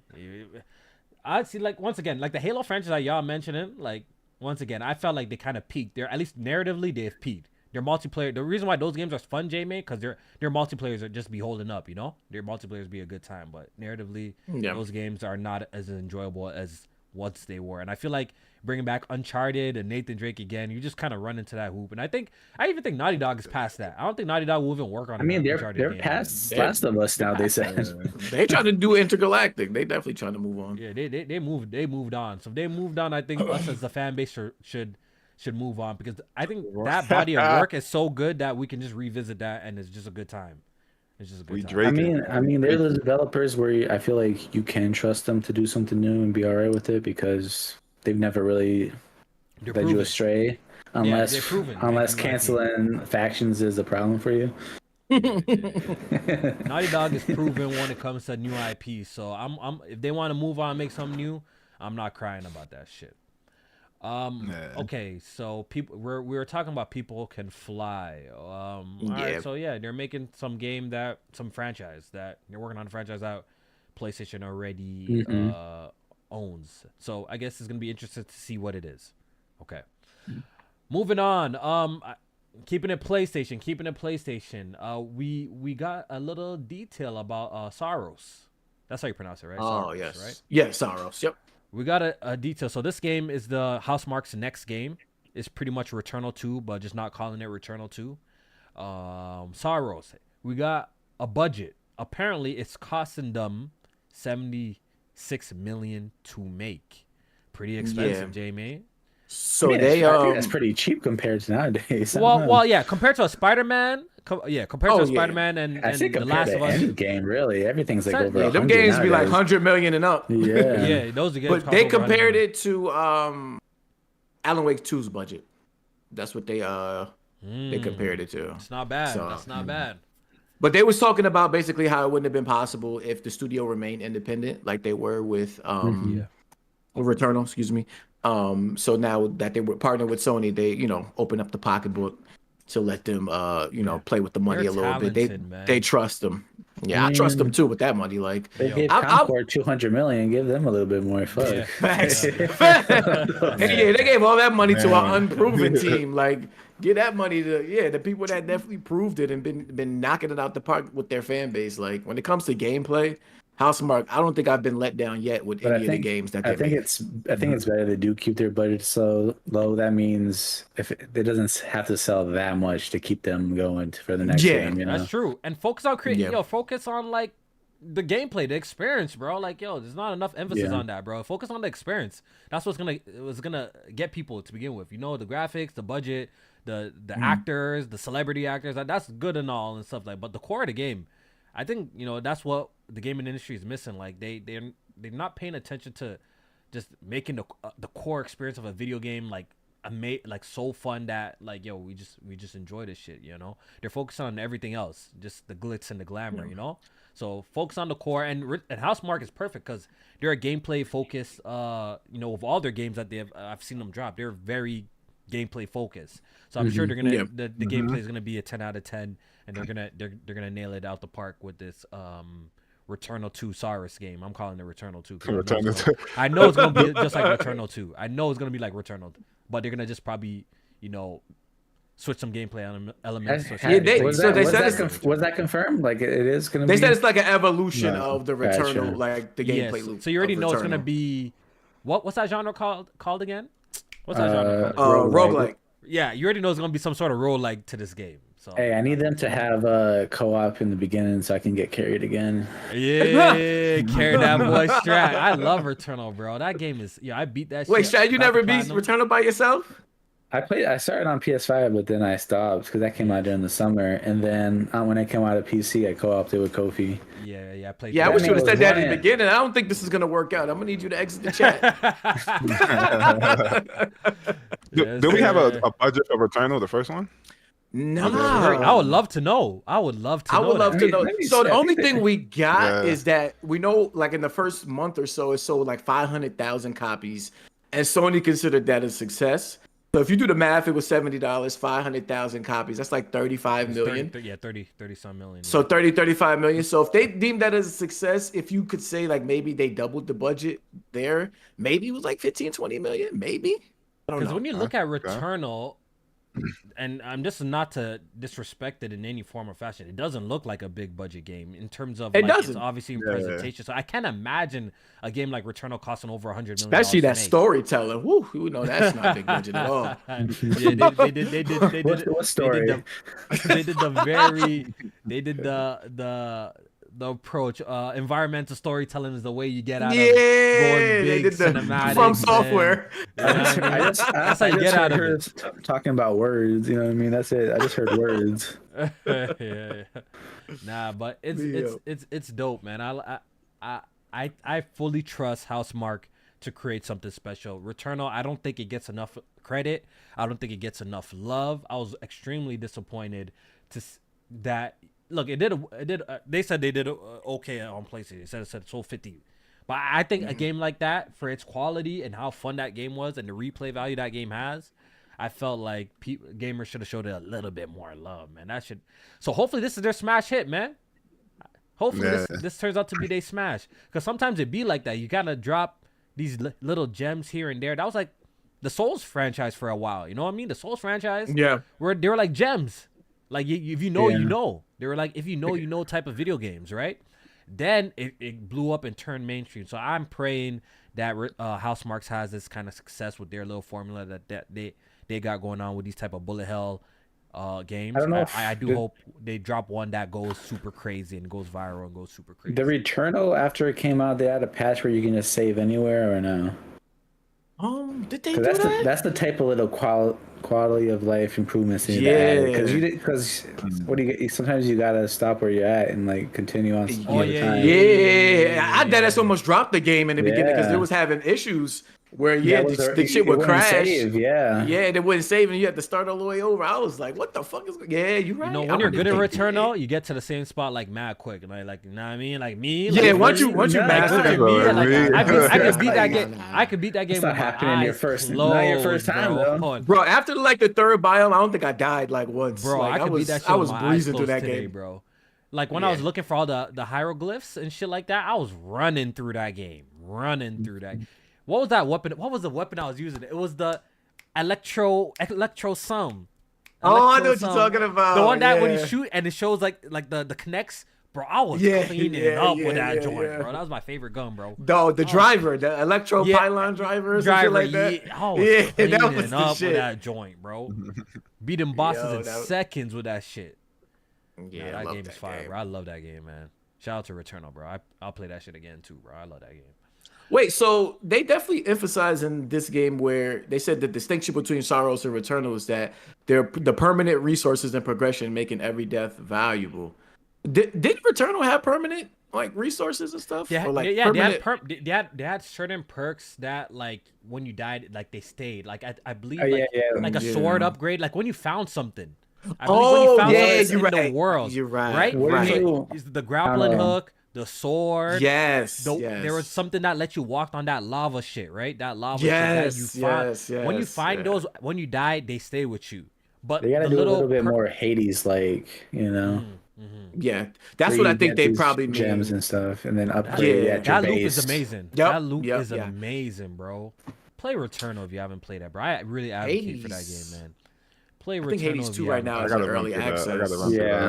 I think their next update it's released fully. I think they said. You didn't play Returnal, Bless?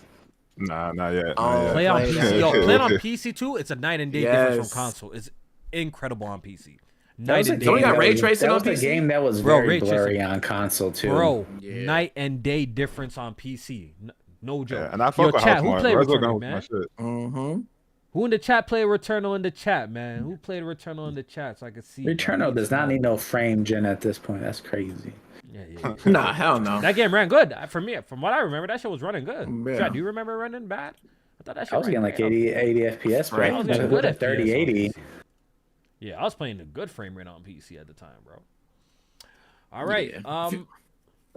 Jamie, what you got something to add? No. I was just talking about Returnal. Like, you don't really need, if you got like one of the, especially if you got one of the newer cards, like you definitely don't need no frame gen. Yeah. All right, Jamie. Numbers guy, bro. I think MPD's drop. You want to go through some of the, just a quick list of the top 5. We don't got to for sure. Like top 5 selling games, or anything that you see that is worth mentioning. Maybe a big release. I think Avowed charted somewhere, but you could just tell us. Yeah. So top games, of course, for the month of, this is February. Monster Hunter Wilds was number 1. They actually said in the US, 50% of the sales were 50% of the total dollar sales were PC or Steam. So PC guys definitely showed up for this game. You love to see it though, because Monster Hunter, it was about due for a game, like a breakout game like this. Yeah, this was a breakout. Similar to how we was just talking about From Software games. Like Monster Hunter Worlds was definitely a big game. Was a breakout game. Like that's World was at the time. Worlds was pretty successful for this one. Yeah, it's not been close. It was like 1 million concurrent players. We never seen that with no Monster Hunter. This one, like people played the Worlds afterwards, and then they liked it, and that's why everybody showed up day one. Because I heard Worlds were. Well, I did play Worlds, but talking with like Nev and like the Monster Hunter guys who play that shit, they were saying that Worlds was also a friendlier introduction to that franchise. So I could definitely see, Worlds is like the Bloodborne. You understand? Worlds is like Bloodborne, or Dark Souls 3, right? Gotcha. Then Wilds is Elden Ring. You understand? It's like one of those type of situations. I think that's what it is.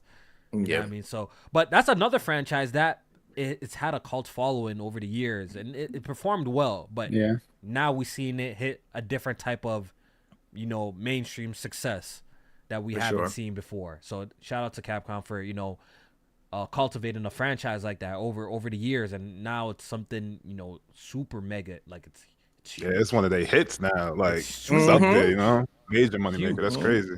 Yeah, I think they did like 8 million in the first 3 days or something like that. They said it was the fastest selling Capcom game ever. Yeah, so insanity. That's crazy. As far as other new releases, Kingdom Come Deliverance was ranked at number 2. Civilization 7 was 3. PGA Tour 2K25 was 4.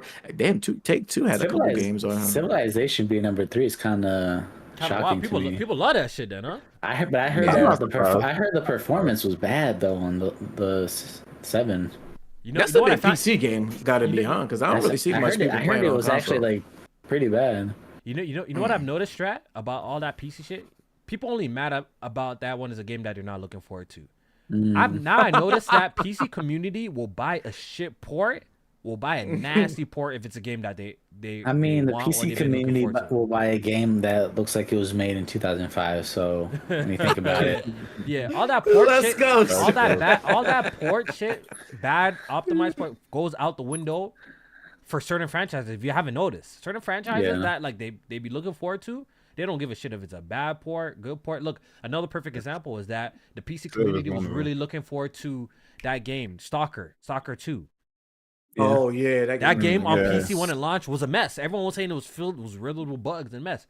I think it had a high ass concurrent players. So like they pick and choose when they want to do that type of shit. Gabe Newell play that shit like 3-4 times. He said that's one of those games where they be like, if you're not playing, what they say, if your Stalker's not running Blade, you're not playing Stalker or some shit like that. Like, they make excuses for it, like Bethesda games. God damn. They pick and choose. They pick and choose when they want to harp on like a game running bad. You can't. They pick and choose. You can't keep up.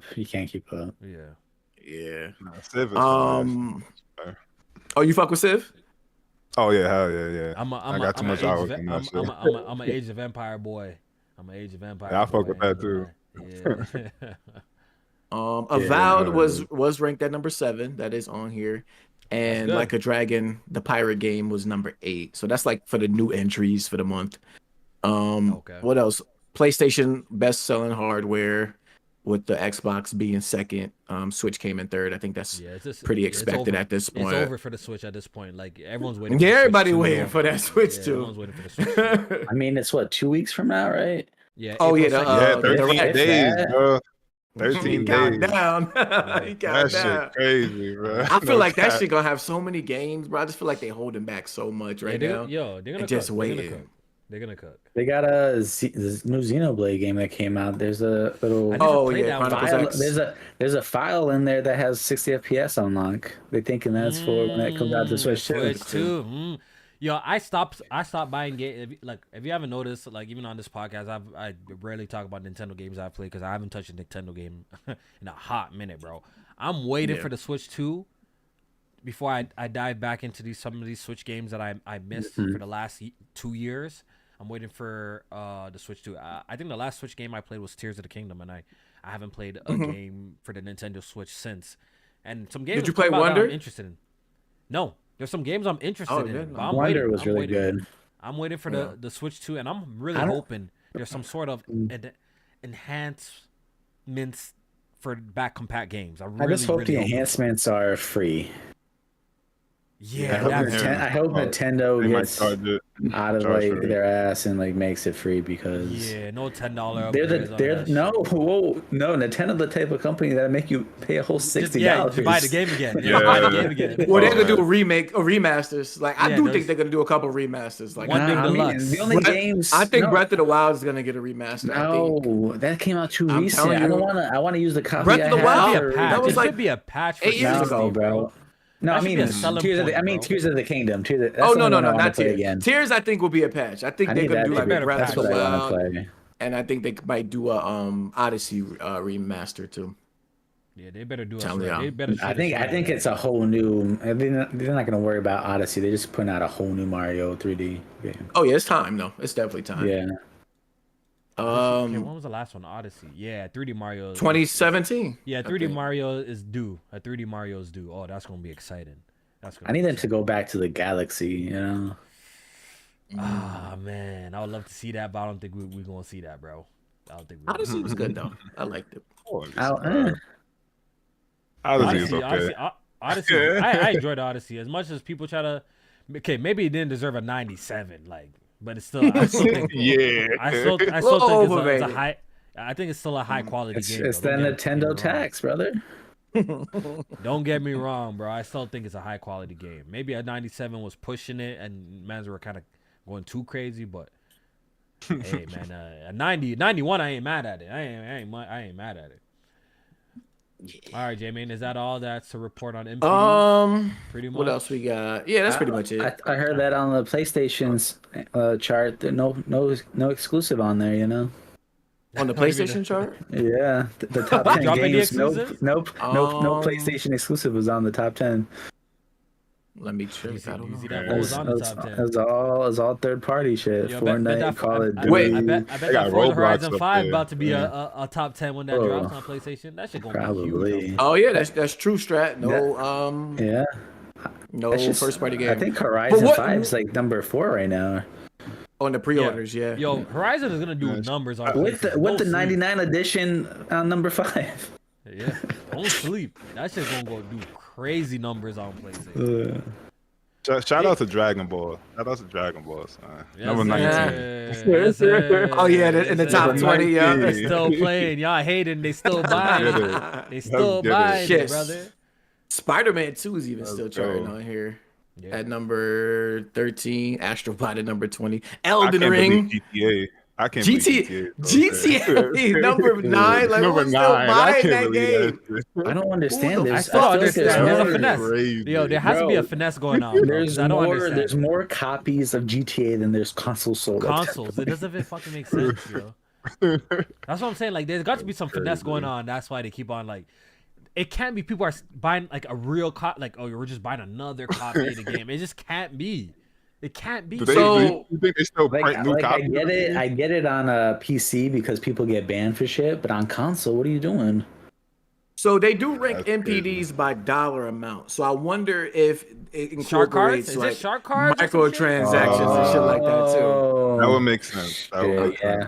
If that's the case, then that would make sense. If the Yeah. microtransactions is included. You got your But level Who 3,000 doesn't have guys walking GTA right around now? there. Like, who doesn't have GTA 5 right now? Like, for real, at this point in That's what time, I'm saying. who don't It have must it? be At least a shark cards. It copy? must be That's shark crazy. cards. Yeah. It's fucking You know who nuts. doesn't have it? The new kids that are just turning like 10, 11, whatever. Nah, they right want to now, play some you know what I mean? GTA. Yeah. they That did is do the true. enhanced edition, but that was free on PC. Yeah. Console that came out like I think last year. So yeah, it was that free came on out like PC. 3 years ago Damn. on consoles. Yeah. Yeah, it got to be shark cards. Yeah, I think it They're is. finessing the fuck out of this shit somehow. I don't know how. They doing something. All right, so But that's pretty much it for MPD. Yeah. So some other quick news that I just want to put out there. We don't have to spend enough time on this, but it's looking like we're getting some sort of Persona 4 remake in the future. A domain has been spotted for Persona 4. I don't know if they're gonna call it Reload as well. Who knows? Well, but I heard that that cannot be them because there's nothing associated with the Sega or the company. And on the website they did it. Anybody can make a.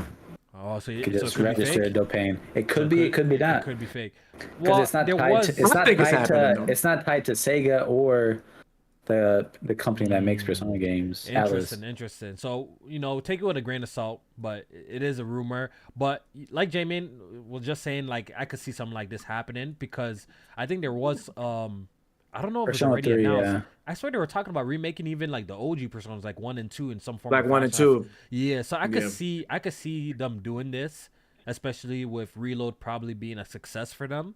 I could see them eventually making a Persona 4 remake like how they did. They doing I everything but definitely making see that. Persona 6. Like they That's doing coming everything too, but bro. That's making that coming game, too. dog. That's in the works. Persona 5 was a PS3 game, dog. Like they still cooking. Bro, I mean, we still need was 6, my dog. introduction, bro. Let them cook. Let them cook, man. 5 was my introduction, bro. 1-6, and now you know how I fell in love with 5, bro. 1-6 get announced, I might rip my shirt off live on camera, bro. I ain't gonna hold you. Bro. You about to get on your etiquette. Rest in peace. You gonna get on your etiquette shit when that shit is announced. Oh my god. I'm gassed, yo. You know I played like 5 twice. I'm gonna be Like hurt. a third Yeah. playthrough. I love fucking Persona 5. I own like four copies of that game, bro. Damn. 5 is incredible, Yeah. bro. I mean, they release a new edition every other day. Like, Yeah, Royal 5. That shit's incredible. Yeah. All the spin-offs and stuff like that. Yeah, I heard people debating if how if they're gonna drop the golden and have that as a DLC later. I know, they did that that'd with be fucking crazy. 3, right? They dropped the expansion later. Yeah. Right? They did that with 3. Okay, in other news too, Split Fiction is reportedly getting a movie adaptation, and I think that'll probably work well, yo. I can see that working well. Just the concept of that game might make a pretty interesting movie. But I don't know. Isn't the appeal of that like it being too? I don't know how that could work. No, Like but the too whole serious? just like, the idea. No, just the idea of I just the story guess. idea of the story of both of our worlds are colliding, and now you're in like a fantasy world and a sci-fi world. I think that could make for a cool And we got to movie. work together and stuff. Yeah, Man, that could be cool. Like a nice kids movie. That was Yeah. quick, I tell you. Yeah. Well, the game is doing Shit, all that extremely success. well, right? Yeah. The game is doing Yeah. extremely Yeah. well. And Yes, yeah, sir. And I think I could see a couple of his games being like movies. Even like A Way Out could be a No movie. way out. No way out. Yeah. Yeah, no way. Yeah, out. especially with the way it ended and stuff. Like, no, yeah, I could see that being a movie. And I could see Brothers too. I want to play that one. That's the only one. Brothers can be like I could see a little indie movie. You know what I mean? But They actually remade that joint. yeah, I haven't played that. I Came need to out. play that myself. Yeah. I need to play that myself. that one's at least you can play by yourself. Just 2 joysticks. Oh yeah. One character's the left stick, one character's the right. Yeah. Yeah. All right, guys. I think that's about it. I think we pretty much nailed all the topics. I do want to read these super chats before we get out of here. This one's from Blade X. He says Shadows PSSR patch needs to drop ASAP. See, I just found that out that the game don't It wasn't have using. There wasn't using PSSR, so that's pretty damn interesting. So maybe with the implementation of PSSR, You might they get those can hair get- physics, yeah, man. yeah, you might get some extra, some extra details that is available on PC. So that's pretty cool. That's pretty cool that they committed to that. and hopefully they do. They implement the patch well. Yeah, PSSR. I was gonna say PSSR have been a little shaky, up and down, depending on the game. So we'll see if this is like a newer version. I don't know. I feel like with Assassin's Creed though, anything it looks like a really like crisp game throughout though. Everywhere I've seen it. It does. Yeah, well, who knows? This might boost your performance. That's what the upscaling shit for. You can boost your performance and you still get some sort of higher quality setting. So they should just add an extra mode, right? Just add a PSSR mode with maybe more bells and whistles and they'll choose, right? Let you choose. Because then God of War Ragnarok has that where you could choose between the different upscaling techniques like TAA or PSSR. So they'll just probably do that. Yeah, just let you choose. This one is from Ruffle Mutt. What do you say, Jimmy? I'm watching this. There was apparently a showcase today, a game showcase, Future Games showcase. I didn't watch it, but they actually revealed that Remedy Games multiplayer game, the FBC Firebreak gameplay trailer. Mm-hmm. The one like in the Remedy universe. That's a Remedy. Yeah, in the control. It's like in the control world. They were making a multiplayer game. Yeah, you're right. It looks pretty fun. It's like a co-op first-person shooter. I ain't gonna lie. It looks a little fun. Cool. All right, this one's from Rufflema. He says, show some love for Xenoblade fake gamers. You guys already know I have the only Xenoblade I played from beginning to end is Xenoblade 2, and I have nothing good to say about it. I ain't gonna hold you. I have nothing good to say about it. I dropped Xenoblade 2 like a bad habit. I beat it. I forced myself way through that shit. The funny thing, if that shit was on like a PlayStation or like a PC, like stylistically, those games look good, but like the art direction be very like that fantasy shit. That should be looking good, but on the Switch, it's how Pokemon games should look. You know what I mean? Word. Switch, it the looks Chronicles. That's the game you look at. Like, don't look bad on Switch. I was like, damn, how they doing this? And Pokemon put out dog shit. It is a Wii U game, Strat, so it better. It doesn't look bad. Like it actually looks. It doesn't look blurry. There's grass everywhere, detailed. See, that's a game I will try because I did hear good things about it. I feel like it has a cult following, and the whole mech shit looks pretty cool to me. Bro, that does look cool. The mech shit looks cool to me. So I'll probably buy a copy and have it sit there until the Switch 2 comes out, and I'll probably play that for the Switch 2 when it drops. Yeah. Okay, I should buy a physical before it sells out because I remember at one point in time it was hard to get a copy of Xenoblade Chronicles. Chill, bro. We in the new age out here. Yeah. Digital. No, I'm just saying nothing. Things don't sell out like that. Bro, no, I'm not bullshitting. Yo, the Nintendo boys in the chat, the Nintendo boys in the chat will tell you, bro. Xenoblade Chronicles 2 and that expansion physical, that shit is hard. Did that come out for Switch? That shit was hard to find. Was that a Switch? Switch. And the price, they were jacking up the price on that. I'm not bullshitting you. People will confirm in the chat, bro. People will confirm that in the chat. Nice. All right, Rufflemo with another super chat donation. I appreciate it. He says Gears of War is the one that need the reboot badly. I think that's what they're doing with E-Day. I really do. I think I think they go back to that Kate story after E-Day. I don't think they should. That storyline is mid. That storyline is mid. Even though I do enjoy the campaign. Like I like Kate's part of the story. I like Kate's part, especially her connection with the Queen and all that. Oh shit, I don't mean to spoil. I mean, that game came out how many years ago? It's a while. That's it. Spoiler alert. Honestly, the E-Day idea was the best idea. I ain't gonna hold you, bro. Do E-Day, remake 1, remake 2, 3, and just call it. It's supposed to be a collection. Call it a day, bro. Put it on PlayStation, for the code of the day. So fucking the servers could be lit again. I really hope E-Day releases everywhere. You know how depressing it is to boot up Gears of War 5 and that shit to be dry as fuck? Nobody online, bro. It's depressing, bro. A franchise with one of the greatest multiplayer. I love Gears multiplayer, bro. That community should be active. So, honestly, put that everywhere it can so at least it can have a good player base. So a brother like me could hop on and play some multiplayer when I have the itch to play some Gears of War. I need that to release day and date on PlayStation too. Yeah, I need that. Oh, it will. Actually, I'm an advocate for that. I need E-Day to release on PlayStation. I need as many players on there. Yeah. Me too. All right, yo. So that's it, man. That's a podcast, guys, man. So yes, sir. Hopefully, y'all in the chat enjoyed the conversation, man. Make sure y'all hit the like button if you haven't licked the like button, and tell us, you know what I mean? Give us a little feedback in the chat. How y'all feeling about last week's podcast, this week's podcast about Strap Bless, Tony. And Dark, let us know, man. Let us know, man. You know what I mean? I already have, you know what I mean? My favorite. I already have my favorite so far, but I won't let it be known. Me and Jamie going to the back room, go discuss, you know what I mean? But we're gonna do good gaming. I need y'all to get in the chat and the Twitter feeds, the Discord, voice your opinions. Sir. Voice your opinions on who you like, man. Strap better than Tony. That's a fact. I ain't gonna lie, bro. Low-key Strap better than Tony. So you ain't gonna like that, but Strap better than Tony. Strat's word count. That's supposed to be Strat's word count. That was a backroom conversation, but Strat's word count definitely, you know what I mean? It's better than Tony's, man. I gotta go talk to that boy. That boy, you know what I mean? That boy, I gotta go talk to that boy. But you know what I mean? We're gonna do interviews part 3. I think we got another wave of people who definitely would like to be a part of the gang, you know what I mean? But you guys are always welcome. Whether or not, you're always welcome to pop up on the podcast and be a guest anytime y'all want. You already know how it is over here. Y'all can pop up. And they saying his curls is better too. Jeez. His curls is better too. Tony can't win. I gotta take a night off, Tony. Definitely. So yeah, we do appreciate Strat, bless for coming through, you know what I mean, and kicking it with us. Of course. Appreciate you having me. Good conversations. You know what I mean? So facts. I think, is there anything left to say, Jamie, before you get out of here, man? It was a good pod. Nah, that's it. That's it.